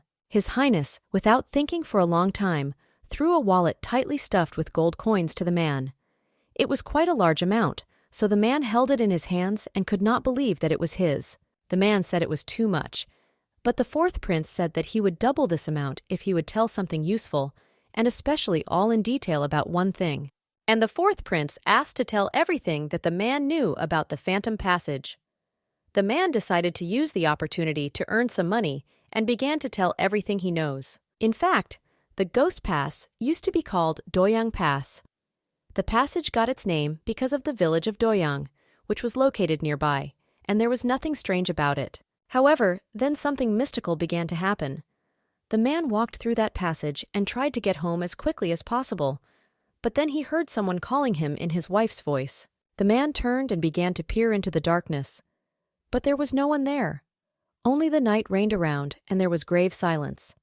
Then the man thought that something had occurred to him, but his common sense told him that he clearly heard his wife's voice calling him to come here. But not seeing anyone, the man decided that it was just the wind and decided to continue his journey. Only the man had already decided not to be distracted by anything and to continue on his way, as that voice again told her beloved husband to come to her, because she was waiting for him. The men followed this alluring voice as if under a spell, and they all reached the same house. The light was always on in it, and the surroundings smelled of delicious food. Although common sense told them that this was not their house and not their wife, they could not resist the temptation to open the door of that house and see what was going on inside. But as soon as they opened the door of the house and entered there, no one ever heard of them. All of them never returned home, and their number already exceeded 100. People who lived here for many years immediately left the village after losing their husbands, and the village of Doyang, which until recently was flourishing and rich, turned into ruins. The village became empty, the land was barren, and after those events, people nicknamed this place Ghost Passage, because the men who passed through it never returned home. The man received, as promised to his highness, another wallet with gold coins and left the inn satisfied, and the fourth prince and his faithful servant decided to check that Phantom Passage. When they stepped on the street of this village, they really made sure that there was no trace on it. Chong-en said that he does not feel even a shred of life force around this village. It's been a long time since everything alive here turned to dust, and the prosperous village was destroyed by only one restless ghost. Therefore, it will not be easy to deal with him. Seoul said that it was quite dark in here, even though it was early in the morning. Chong-en added that it wouldn't be surprising if a ghost appeared out of nowhere, but judging by what they managed to find out, they have to find a house. Pisol and John-en walked along the street, inspecting all the houses, but they were looking for a special sign that the man told them about. Therefore, after looking closely, they decided that it was him. Chong-en looked determinedly at the house and said it was fairly easy to find. Therefore, luck may be on their side today. The men stood in complete silence and looked at the door of the house, daring to enter there. But then they heard some sounds inside. The sounds were quite clear and sounded like someone else was there. The fourth prince only glanced at his servant out of the corner of his eye, and he already understood what they had to do. Pisol took out his sword, which he had never betrayed in his many years of service, and his highness activated his energy to attack. They knew how to act in such situations, so they prepared in advance. Before the fourth prince and the servant had time to grab the door handle, it opened itself, and none other than the first prince Ryu Do-ha appeared on the threshold. They almost collided noses with the fourth prince. Ryu Do-ha's eyes just got huge because he definitely didn't expect to see the fourth prince here. They looked at each other for a long time, not knowing what to say. Chong-en was the first to break the silence and said that he was wondering if a ghost would jump out in broad daylight, but he certainly didn't expect to see the first prince here. Ryu Do-ha didn't expect to see Young either Ina. He thought that even if he had been seduced by a seductive female voice, why was he still alive? It all seemed quite strange. But no one could find more words to explain, and they decided to just go their separate ways. The first prince silently walked past the surprised fourth prince, as if nothing strange had happened. The fourth prince also looked at his brother in silence. When Ryu Do-ha was already far enough away, the fourth prince thought that in principle this was a very expected reaction from his highness. He did not expect anything else from the first prince. But then, they heard his servant's voice yelling at Ryu Do-ha for leaving him alone in that terrible house and he can't understand how he could be abandoned here. When Ran ran out of the house, his surprise knew no bounds. He was just shocked by what he saw and said in his voice that first he was thrown by Ryu Do-ha, and then he sees the fourth prince with an assistant. Paik Ran said about Pai-sol that he is always gloomy, and then added that he should relax because he is incredibly happy to see them, but now he does not like them at all because he was abandoned. Therefore, Paik Ran shouted that they would definitely see each other another time and ran quickly to catch up with his master, who was rapidly moving away from them. Chong-en looked at his brother and his servant, who were walking further and further away, and said in a voice that Paik Ran had become rather noisy since leaving the walls of the imperial palace. But then His Highness said that it was not important, and it seemed that even the first prince could not solve this problem. The ghost will not show itself until the sun sets. But even in daylight, the incredible power of the ghost was felt. Pai-sol asked the host what they and Jung should do, and said that the first thing they would do was wait. His Highness explained that they should wait for dusk. That's when the ghost would begin to manifest its power. And Chong-en and his servant stayed in the village of Doyang until night fell. They knew how to wait, because this is exactly what they did for 1,000 years, waiting for the competition to take place. But when evening finally fell on the village, the fourth prince said that he himself would go inside, and Pai-sol should stay here and wait for further orders. Pai-sol had to argue that it was too dangerous, and Jong-ain told Pai-sol not to worry, because the ghost is a woman and they shouldn't be bothering her at this late hour. Pai-sol said that he understood everything and stayed to wait for the fourth prince near the house. His sword was in full combat readiness, and it was only necessary to whistle. He would immediately come to the rescue. Chong-en went to the door, thought a little, but he had no other way out. Therefore, he decisively opened the door of the house and went inside. Things were scattered in the yard of the house, which indicated that no one had owned it for a long time, and even more so, no one had lived here. Walking through the courtyard, the fourth prince noticed a light come on in the far room. His Highness realized that they were waiting for him there. When Chong-en came closer to the window with the light, then looked at the silhouette of a woman in the window, the fourth prince realized that this was where he needed to go. His Highness went to the door of the room and quietly said that he had finally found her. But as soon as Chong-en opened the door to the room, then saw that it was completely empty. There was a candle on the floor that had just been extinguished, and a light smoke was still rising from the candle. Chong-en began to examine the room more carefully and thought that the ghost woman still managed to escape or hide. It didn't really matter, because he didn't like the whole room. His Highness heard with his subtle feeling that something was happening behind him. And he was not mistaken, because that terrible ghost was there. The ghost began to attack the fourth prince from behind in a flash, so that he did not have time to recover. The ghost wanted to immediately suck the soul of another victim who came here by herself. But only Chong-en turned to face the ghost, who flew back from surprise and shock. He shouted to His Highness how a woman could get in here. The master's servants discussed the household and discussed how cruel he was to his wife.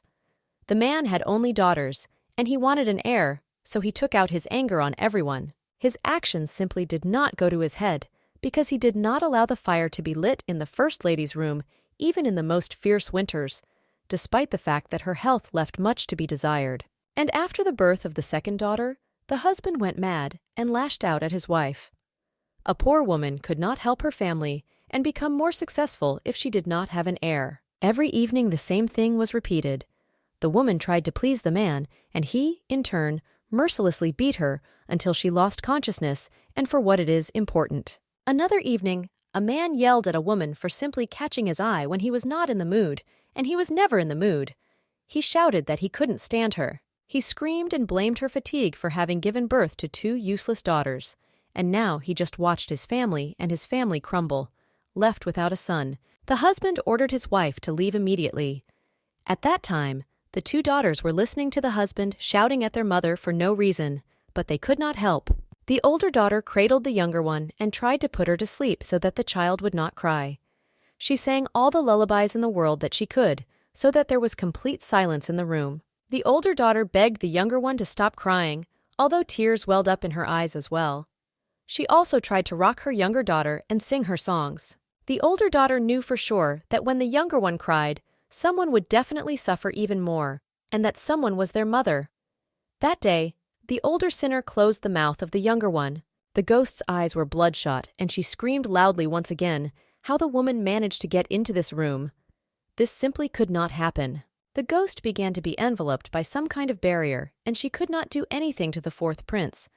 That is why she only screamed, "How could a woman come here? Because it is impossible." The female ghost is dressed in some kind of outfit, similar to a bride's outfit.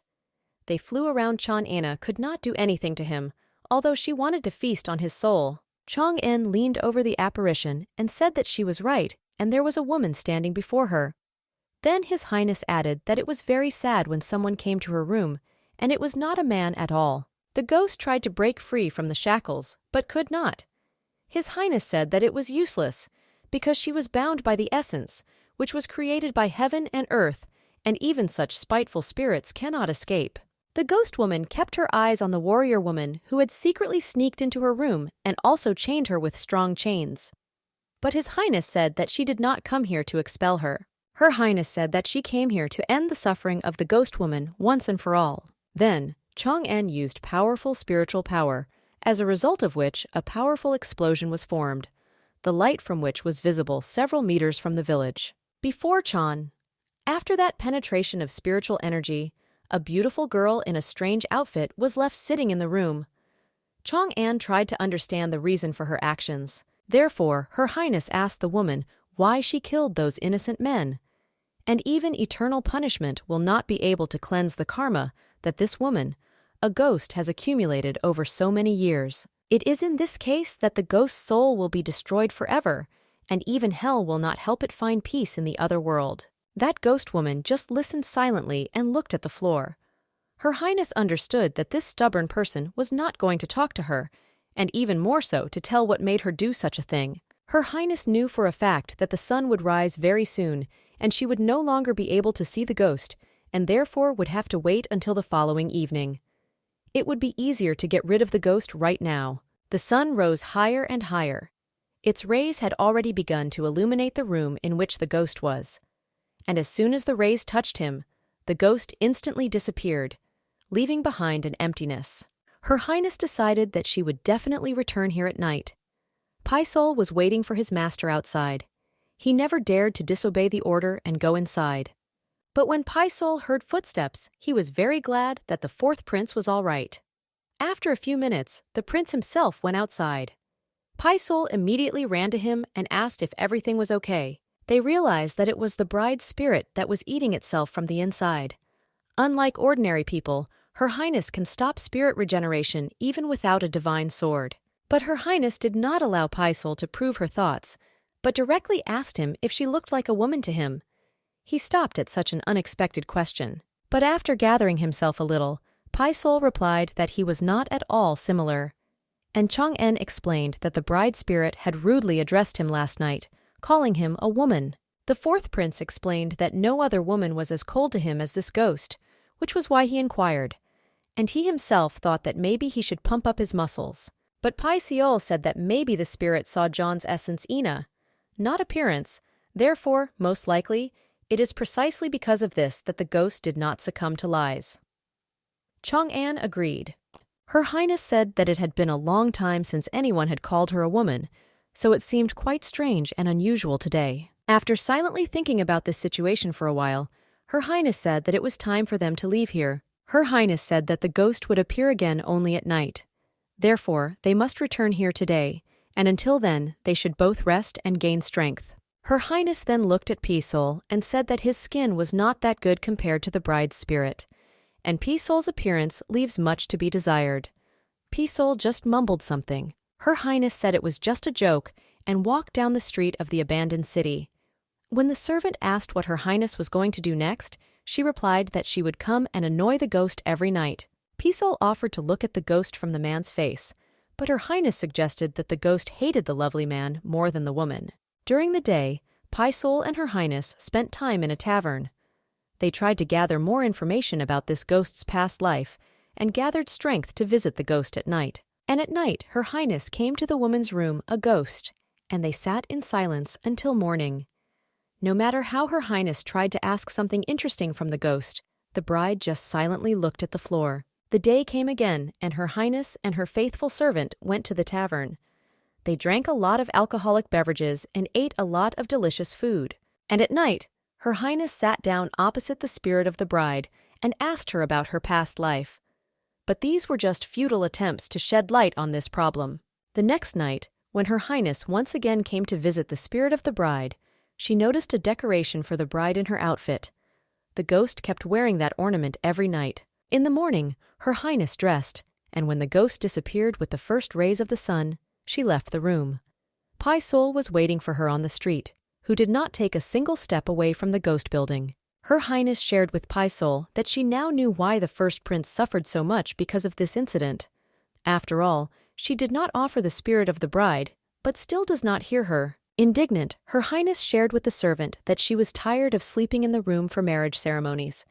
And every time she offered something to the ghost, she just watched in silence, and that was it. Pai Sol reminded Her Highness that they didn't have much time left before the ordeal was over. If we take into account the way back, they have no more than 3 days at their disposal. That's why Pai Sol asked his lady if it wouldn't be better for everyone to just kick her out of this village and improve the lives of all the locals and get at least some plus point for the test. But Her Highness replied that it would be too merciless to cast out the female ghost, not taking into account how spiteful a ghost she was. Redemption from terrible suffering and the right to rebirth should be available to everyone, no matter how small these chances are. Chong-en explained that the endless stream of rebirths will turn to dust because of sin in one lifetime, and that's just cruel to anyone. Her Highness explained that for her, as it would be wrong for a prince to simply cast her out without revealing the secret and understanding the secret of the bride's heart, this act would not be worthy of the prince. Her Highness added that if she could not handle the discontent of one person, then how could she bear the burden of this vast world as an emperor? Passing by the windows at the local bazaar, Her Highness's attention was drawn to the amazing decorations. The merchant said that if they were given to a woman, she would not resist her husband for a minute. Her Highness examined the goods and made sure that everything among the items was of good quality. But then a flash of memory flashed through my mind about the adornment of the bride's spirit itself. Her Highness only cursed herself that she could not have thought of this earlier, and asked Pai Sol to book the nearest tavern and drink everyone well with wine. The main condition for entering a tavern with free alcohol was 2 criteria. A rich man and his age must be of marriageable age, and it doesn't matter where this man is from. Her Highness only explained her idea in such words that the only one who can solve the problem is the one who created it. The 4th prince explained to the surprised Pai Sol that at this moment they would search for the man who abandoned the spirit of the bride 10 years ago. In the evening, there was a queue before the entrance to the local tavern. Everyone was discussing this holiday, which the merchant of the capital, who was incredibly talented, decided to organize this feast. Chong-en also decided to play a decent role with the locals, playing the role of a trader well. They drank with local men. Her Highness listened to compliments about good trade. Then the men asked the merchant of the capital whether he had seen His Highness the Emperor, whether he had seen the goddesses, and what he could say of their beauty. Chong-en told the men that the goddesses were actually very beautiful, and then changed the topic of conversation, saying that the village of Duye has changed. Chong-en added that he left the village 15 years ago. Then Her Highness added that she had heard that while she was gone, there had been great trouble in the neighboring village. The merchant from the capital pretended that he did not really remember the exact name of the neighboring village, and said, not on the first try, that it was Doyang. After his words, there was a grave silence at the table. All the men stopped drinking and eating and did not know what to tell the merchant about that village. The bravest man took the floor and pretended that nothing strange happened there. He said that in 15 years, the nature itself has changed significantly. What can be said about a village? The merchant said that it was not important and that everyone should talk less and drink more. And then he added that one malevolent spirit lured and killed a man 10 years ago, and hundreds of men died that way. The merchant said that it is not important whether this woman is spiteful or not. The important thing is that she must be incredibly beautiful, since she was able to lure and kill so many men. Then the prince noticed how one man began to look at him very intently after the words about the beauty of the spirit of the bride. He asked him why he was looking at him like that, and that man added that no woman in the world could compare in beauty with that spirit of the bride. He came closer to the merchant and told him to get up. The man leaned over the 4th prince and said that he was lucky today. because the man can answer any question about the ghost for his generous booze that was on the tables today. And the man began his story, why that village was called that. Tu meant to reach, and yang meant light. The village was named so because the sun's rays were the first to touch that place. And at the very end of the winding road, which led past the entire village, there was one house. It was located at the very top of the hill around which the village was located. That is why it seemed that when the sun rose in the morning, the first thing that lit up was the very highest place where that house was built. And it was in that house that a very beautiful girl lived, whose name was Soye. It seemed that her beauty was illuminated by the sun, and she blossomed more and more every day. The girl helped with the household, and every morning went with the local girls to the well for power. There they had fun and splashed themselves with water in order to have some fun. But then, one of the girls said that he should hurry because they might not be allowed to go to the river, and the girls merrily paced with the laundry, which needed to be washed very urgently. All the girls carefully walked along the winding paths, and the warmth of the sun's rays illuminated them. They talked and discussed all the news they had learned the day before from the locals. When they came to the river, they continued to talk and wash their things that had accumulated around the household. And it seemed that nothing in the world was better than those precious times. The other side of the river was covered with stones. And from that side, almost every morning, local men were waiting for the girls. They got up early in the morning so as not to miss when the beauties would come to the river. Therefore, as soon as the girls started to work, the boys started courting and throwing stones on that side to spray the girls. Almost every boy tried to touch Soya's tender hands. But when the girl was fed up that they prevented her from doing laundry and constantly distracted her from work, she got up and threatened to deal with them, and the boys ran in different directions. Even as a young beauty, she liked to go to the river for clean, cold water. When she went down the hill and her slender body swayed from side to side, the boys also liked to watch her. The drops of water that poured out of the overflowing jug left traces on the sand, which quickly dried in the sun. And that jug of tires was as full as the feelings of the surrounding men. All the men and boys from the nearest villages competed for her attention. But no one could get her attention. It seemed that she was impregnable to everyone, and this fueled their desire even more. But all good things come to an end, no matter how much we want it to. And it seemed that the karma itself, which was accumulated throughout the girl's past life, gave the girl this life. Everything began to fall out of hand, and troubles came to her house one after another, leaving unhealed wounds on her soul. Her father died first, and very soon after that, her mother also fell seriously ill. But the grief did not end there, and it seemed as if fate had decided to test the girl to the full. Therefore, very soon, her own brother fell ill with some unknown disease. The house of the young beauty was located at the very top of the hill in the village of Doyang. Therefore, it was the first to receive not only the sun's rays, but also water after heavy rains. It was during rainy weather that water accumulated in the house, in proportion to how the pain that began to tear her heart to pieces also accumulated in the girl's soul. The girl had to grow up quite quickly from adolescence and take on most of the household responsibilities. Somewhere in her heart, she knew that this would cause her even more problems. Men circled around her house like predators, not giving up their attempts to marry such a beautiful beauty. One day, men gathered near her house to talk to her. When Soya came closer to them, they offered to marry her to an old man who undertook to take care of her sick mother and brother, although the age difference was significant. Then they began to offer the girl other candidates. Someone was from the family of an educated official, someone was looking for a third concubine, someone just wanted to get such a beauty as a wife. Every day she received new marriage proposals, so life became even more difficult. She hesitated about the right decision to make and whether to get married at all. Her beauty was her curse for the girl. Everyone tried to get her as a wife, promising the girl wealth and well-being. And it was with this that the Soye family had big problems at that time. Her family's wealth tank soon found itself empty. And even if she collected all the precious things that were in her house, she would not be able to fill it to a third. The girl began to sell all the property that represented at least some value in order to at least somehow support the health of her sick mother and brother. And very soon all the valuable things in the house were gone. One late evening, Soye looked at her reflection in the mirror and realized that she had only one thing left that she could sell. At the same time, All the men from her village and all the nearby villages came to propose to her. They did not stop their attempts because they knew that the girl was in a very difficult financial situation. The man who told the fourth prince this story began to point to every man present in the inn and say that they all came to the girl to propose. That man poured himself another glass of alcohol and raised it to his mouth.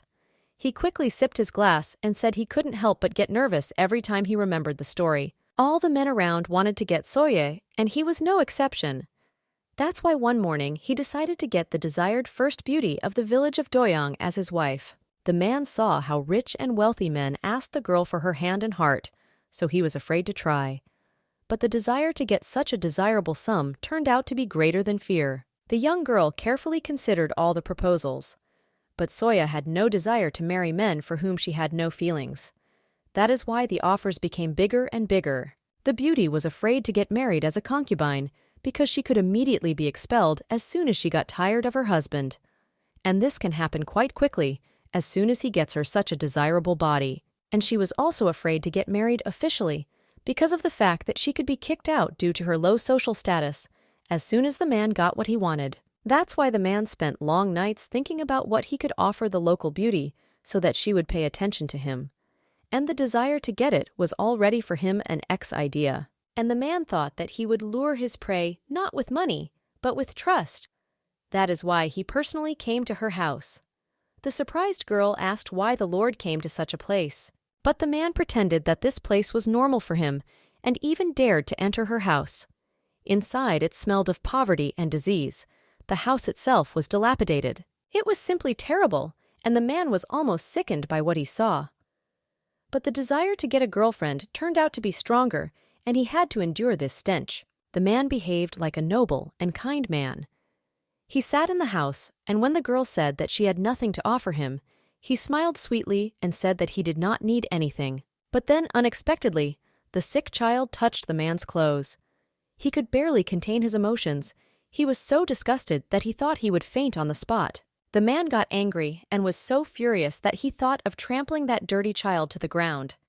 Everything inside the man turned upside down because the feeling of dirty children touching him was unbearable. The beauty herself was frightened that she did not see the child. That's why I started yelling at her and teaching her how many times I've said that you can't do this with strangers. But the man smiled sweetly and said that this is just a small child and there is no need to shout at her like that. And he himself was almost sick when he touched that dirty and smelly brother. The man overcame his disdain and even patted the little child on the head. He tried to smile and asked what was the name of this cute child. And when he learned that his name was Soka, he praised him for his obedience. The beauty looked at this communication with open eyes. She could not believe that someone could accept her family as they are. And that man also said that he could become his sister's husband. The man grinned after that and said that who would have thought that getting such a desirable bride would be so easy. I just had to pat the dirty little one on the head a little. The man returned to the fourth prince and told him how the young beauty looked at him after that. And at that moment, he realized that he had caught his victim on a hook. It was after that conversation that everything went smoothly in Soy's house. He didn't have to make any effort, and very soon the young girl agreed to marry him. Men who have been pursuing a girl for years were confused and even expressed their displeasure. But soon everyone realized that they could not change anything, so they put up with it. He played a very caring groom and constantly brought the girl medicine for her sick brother and mother. And on the eve of the wedding itself, the husband got very drunk and came to Soya late. The man decided to give the girl an expensive gift. And after he handed it to the beauty, he didn't remember anything. Alcohol did its job, and the man woke up only in the morning. In the morning, the man lost his temper and wandered home. He never remembered what happened yesterday after he gave the gift to his bride. And then came their wedding night. That man was waiting for her more than anything in the world. She looked even more beautiful than she really was, and because of that, everything around shone with new colors. The beauty was so unsurpassed that the old man who carried the stretcher with her had a heart attack. Perhaps it was some kind of sign from above, but then no one paid attention to it. The bet that the young beauty made for this wedding was too high, and it was directly related to the lives of two people closest to her. Therefore, in the middle of the carriage, long rivers of tears of a young bride, who was preparing to give the most valuable thing and become a wife, flowed down the face of a beautiful beauty. After all, the man was happy that the treasure that all the men of the nearby settlements were hunting for was now in his hands, and he would get what he wanted immediately. The man had been waiting for this moment for a very long time, and constantly overcame himself to get her. A wedding song about the obedience of a young wife and the wedding night played in the girl's head. Meanwhile, her husband began to undress his wife. He unbuttoned her clothes button by button, carefully getting to the most valuable thing that was in that girl. A little embarrassed, she slowly bowed her head, and the wedding dress was carefully removed. A naked wife of incredible beauty appeared before the man. But after the wedding night, for which the husband was waiting so much, his eyes lit up with fierce hatred. He screamed that she was a devil's bitch and began to pour dirt on her. The man screamed that the dirty prostitute managed to cheat on him with someone before him. He could not even think that about her, but the fact remained the fact. He said the animal must have taken him for a fool. She pretended to be an innocent and simple-minded girl, and she flirted behind his back with other men without blinking an eye. So the enraged man beat poor Soye half to death. Lying on the floor covered in blood and bruises, she whispered to her, "My husband," with the last of her strength. But the man became even more furious and shouted that she should not taint this name with her dirty mouth. The poor wife could not even resist after such abuse. After that, the man blurted out through his teeth that from now on, she would not have a husband, and that she would never even mention him in her life and not tarnish his reputation. The man smiled as he told the continuation of this story, and said that he was very grateful to that girl for seducing him.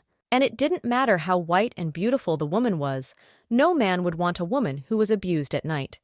That is why people avoided her house. The man reneged on all his promises to her, and broke the contracts for the supply of all the drugs for her sick brother, on which he had spent a lot of money.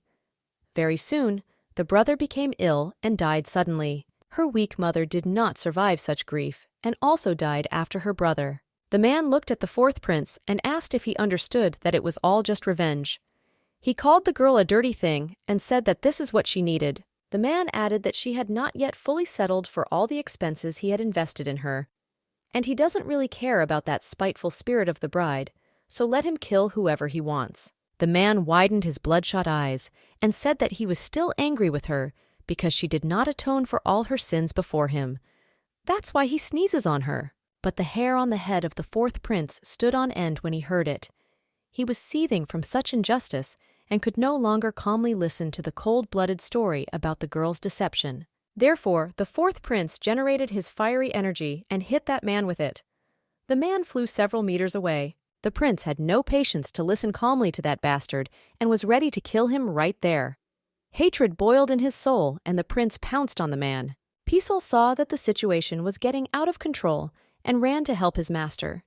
He shouted for the master to immediately stop and cool down. All the men sitting at the tables of the inn were engulfed in flames. Pisol ran as fast as he could to the fourth prince to stop him. The fourth prince could not stop himself and held that scoundrel by the skins. He said that the thought of having to protect someone like him would never give him peace. Pisol came just in time. He grabbed the fourth prince's arm and tried to pull him away. Pisol shouted to his master that he was not allowed to physically harm people. The fourth prince told the servant to let him go because he had not finished his work. Pisol firmly said that he would not allow the prince to do this. Pisol reminded the fourth prince that he was forbidden to harm the people of the country during his probationary period. Not only could he be punished for it, but he could also be disqualified. Pisol also told his prince that when he was filled with anger and hatred, he could take it out on his faithful servant, and he would endure everything for his master. They stood facing each other and looked into each other's eyes. The fourth prince and his loyal servant who wanted to save him from being disqualified in this challenge. Meanwhile, the man whom the fourth prince had recently thrown into the water was slowly sinking into the water. The water mercilessly covered his whole body, and only a part of his arm remained. Soon the hand disappeared under the water, the scumbag's lungs filled with water, and he began to sink to the bottom. The fourth prince had not an ounce of sympathy for this wretched man. The fourth prince looked at the water where the man had disappeared. Before his eyes, he saw the restless soul of his bride, whom he had offended more than 10 years ago. After some thought, the fourth prince told Pai the Salt to drag the man's body until he gave his soul to the devil. He decided that the scum was not worth the price to be paid for it. Pisol immediately rushed to pull the man out, while there were still chances to save his worthless life. In that case, the servant cared more for his master than for the scumbag. As the man lay on the floor, Pisol examined his body and told the fourth prince that he was barely breathing. The fourth prince began to remember what happened next, and asked Pisol what he had done with the crowd inside the tavern when the fight started. The faithful servant said that he made them all pass out so that they would have less trouble getting out of here later. There is no need for this story to have so many witnesses. The fourth prince's eyes rested on the man lying by the water. Of course, he didn't want to leave him alive for what he had done, but reality dictated other rules. Therefore, the fourth prince uttered a terrible spell, so that from this moment his life would be a terrible torment, as if he were burning in the terrible flames of hell itself. The prince wished the man that the sin he had committed would be deeply embedded somewhere in the man's mind, until the last breath of his worthless life. And he lived it only dreaming of death. And death will surely find him, wherever he is in the last days of his life. She will come to her husband to make sure that he died in the agony he deserved. The prince added that there would be no peaceful place for this man on this earth, and the only desire this man will have is death. This is all he will dream about until his last breath. Pisol looked at his master, and even he got goosebumps from such a terrible curse. He was thinking of saying something to the fourth prince, but he stopped him. The fourth prince said that he should not stay here any longer, and suggested that his faithful servant return back to that village, because they were waiting there. His Highness added that they must tell the unfortunate bride something about the husband she so eagerly awaits. This is currently their greatest duty to her. Pek Ran bravely fought against the evil power. He did his job professionally, so next to him the first prince felt completely safe. But when the next opponent was finished, Pek Ran noticed how his master was just standing and thinking about something. He spoke to the first prince and asked how long he would just stand there.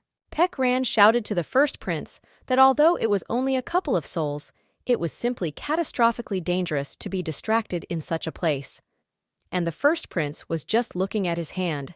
Pek Ran noticed that his master was about to go somewhere, so he was afraid that he would leave him again, so he began to ask him what he was going to do. Pek Ran didn't have time to deal with the attackers, so he shouted to the first prince if he wanted to leave him here to his own devices, so that he could fight the opponents alone, because it was no longer funny. When the battle was over, Pek Ran decided to prepare dinner. He collected fruits and vegetables and also caught a hare.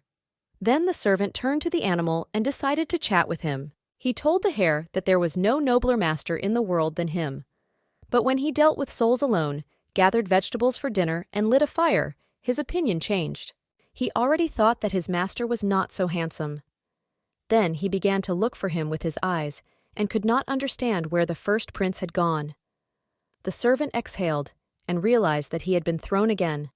Pek Ran then noticed his master's clothes on the riverbank, which were neatly folded and lying nearby.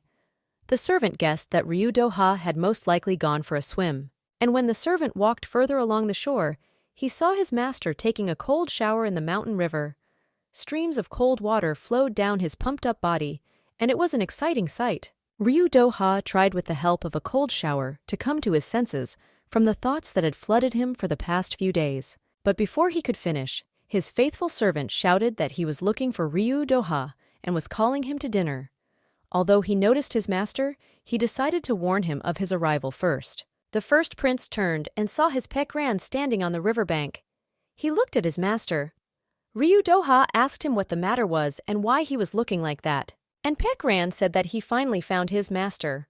And while he gets food for them with blood and sweat, his rightful master decided to just take a bath. But Ryu Do-ha didn't like the annoying servant's remarks, so he just coldly told him to disappear somewhere for a while. He was already in a bad mood, and so was this one with his jokes. But the servant was indignant. He shouted that he should disappear, and added that it was because of this character that His Highness could not find a common language with the fourth prince. Pek Ran's drumming had already bored His Highness enough, so he wasn't going to put up with it anymore.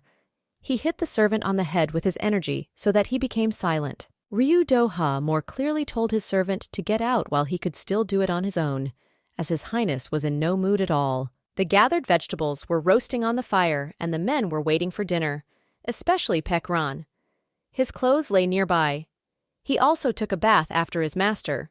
When they both gathered around the fire late in the evening, the servant asked the first prince what had happened to him in recent days, because he did not look like himself. Pekran went on to say that he was wary and said that during the battle with the souls, His Highness was often distracted. And although these are not very important things, you should not forget about them.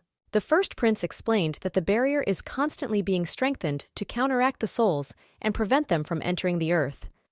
But there are cases when souls manage to bypass the obstacles and get to the ground. Then His Highness remained silent, and at the end added that, besides this, there were also many strange things that should be thought about more carefully. But Pekran knew after what incident his master became so mysterious and was constantly in his thoughts.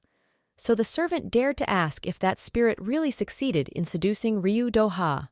His Highness only looked at his servant with such a look that he said that the first prince could not answer the question if he did not want to, and decided to change the topic of conversation. Therefore, the servant of the first prince took the stick on which dinner was prepared and decided to try a piece.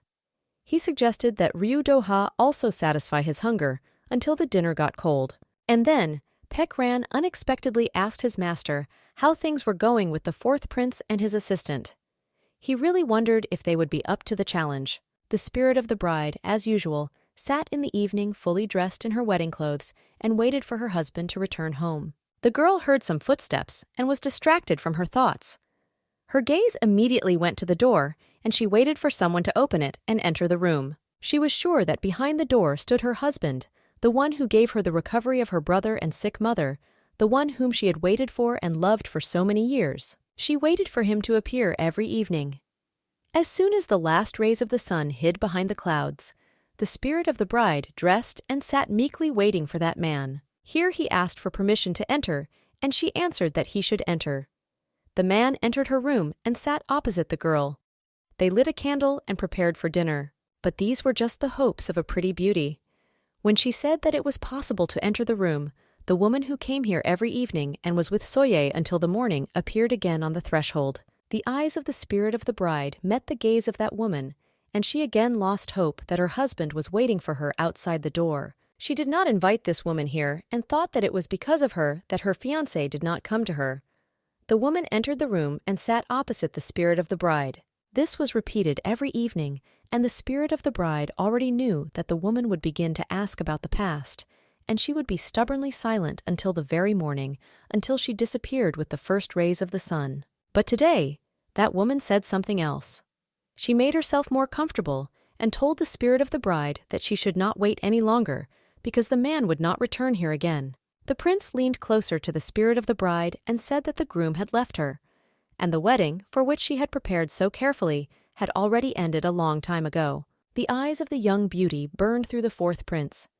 She refused to believe that everything was over, and that no one would ever come to her. She believed that this simply could not happen. Finally, the spirit of the bride broke her silence and shouted that her husband had not left her, that he would definitely return, and that he would never forget his bride. Then the bride shouted that the prince did not know anything at all about her life and decided to strangle him, because what he was telling today did not fit in her head. The spirit of the bride reached out her hand to the prince, but he simply embraced the bride in his arms.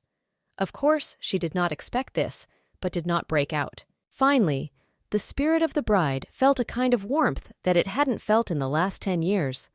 She was so comfortable that she began to cry in the arms of the fourth prince. The words of the song sung to her on her wedding day sounded again in her head. Her husband's hands light as feathers behind her back, and the embarrassed bride bowed her head humbly on his shoulder. When she again looked into the eyes of the fourth prince, she understood that he was telling the truth, and she should believe him. Tears flowed in rivers from her eyes, and the words of the song played in her head. A little upset, she slowly bowed her head and carefully took off her wedding dress. The fourth prince looked her in the eyes and asked her to just say that she was angry with the man. The prince took her face in his hands and said that if she said that she wished the death of the man who had done this to her, he would immediately kill her for the spirit of the bride this very day, if only she would calm down.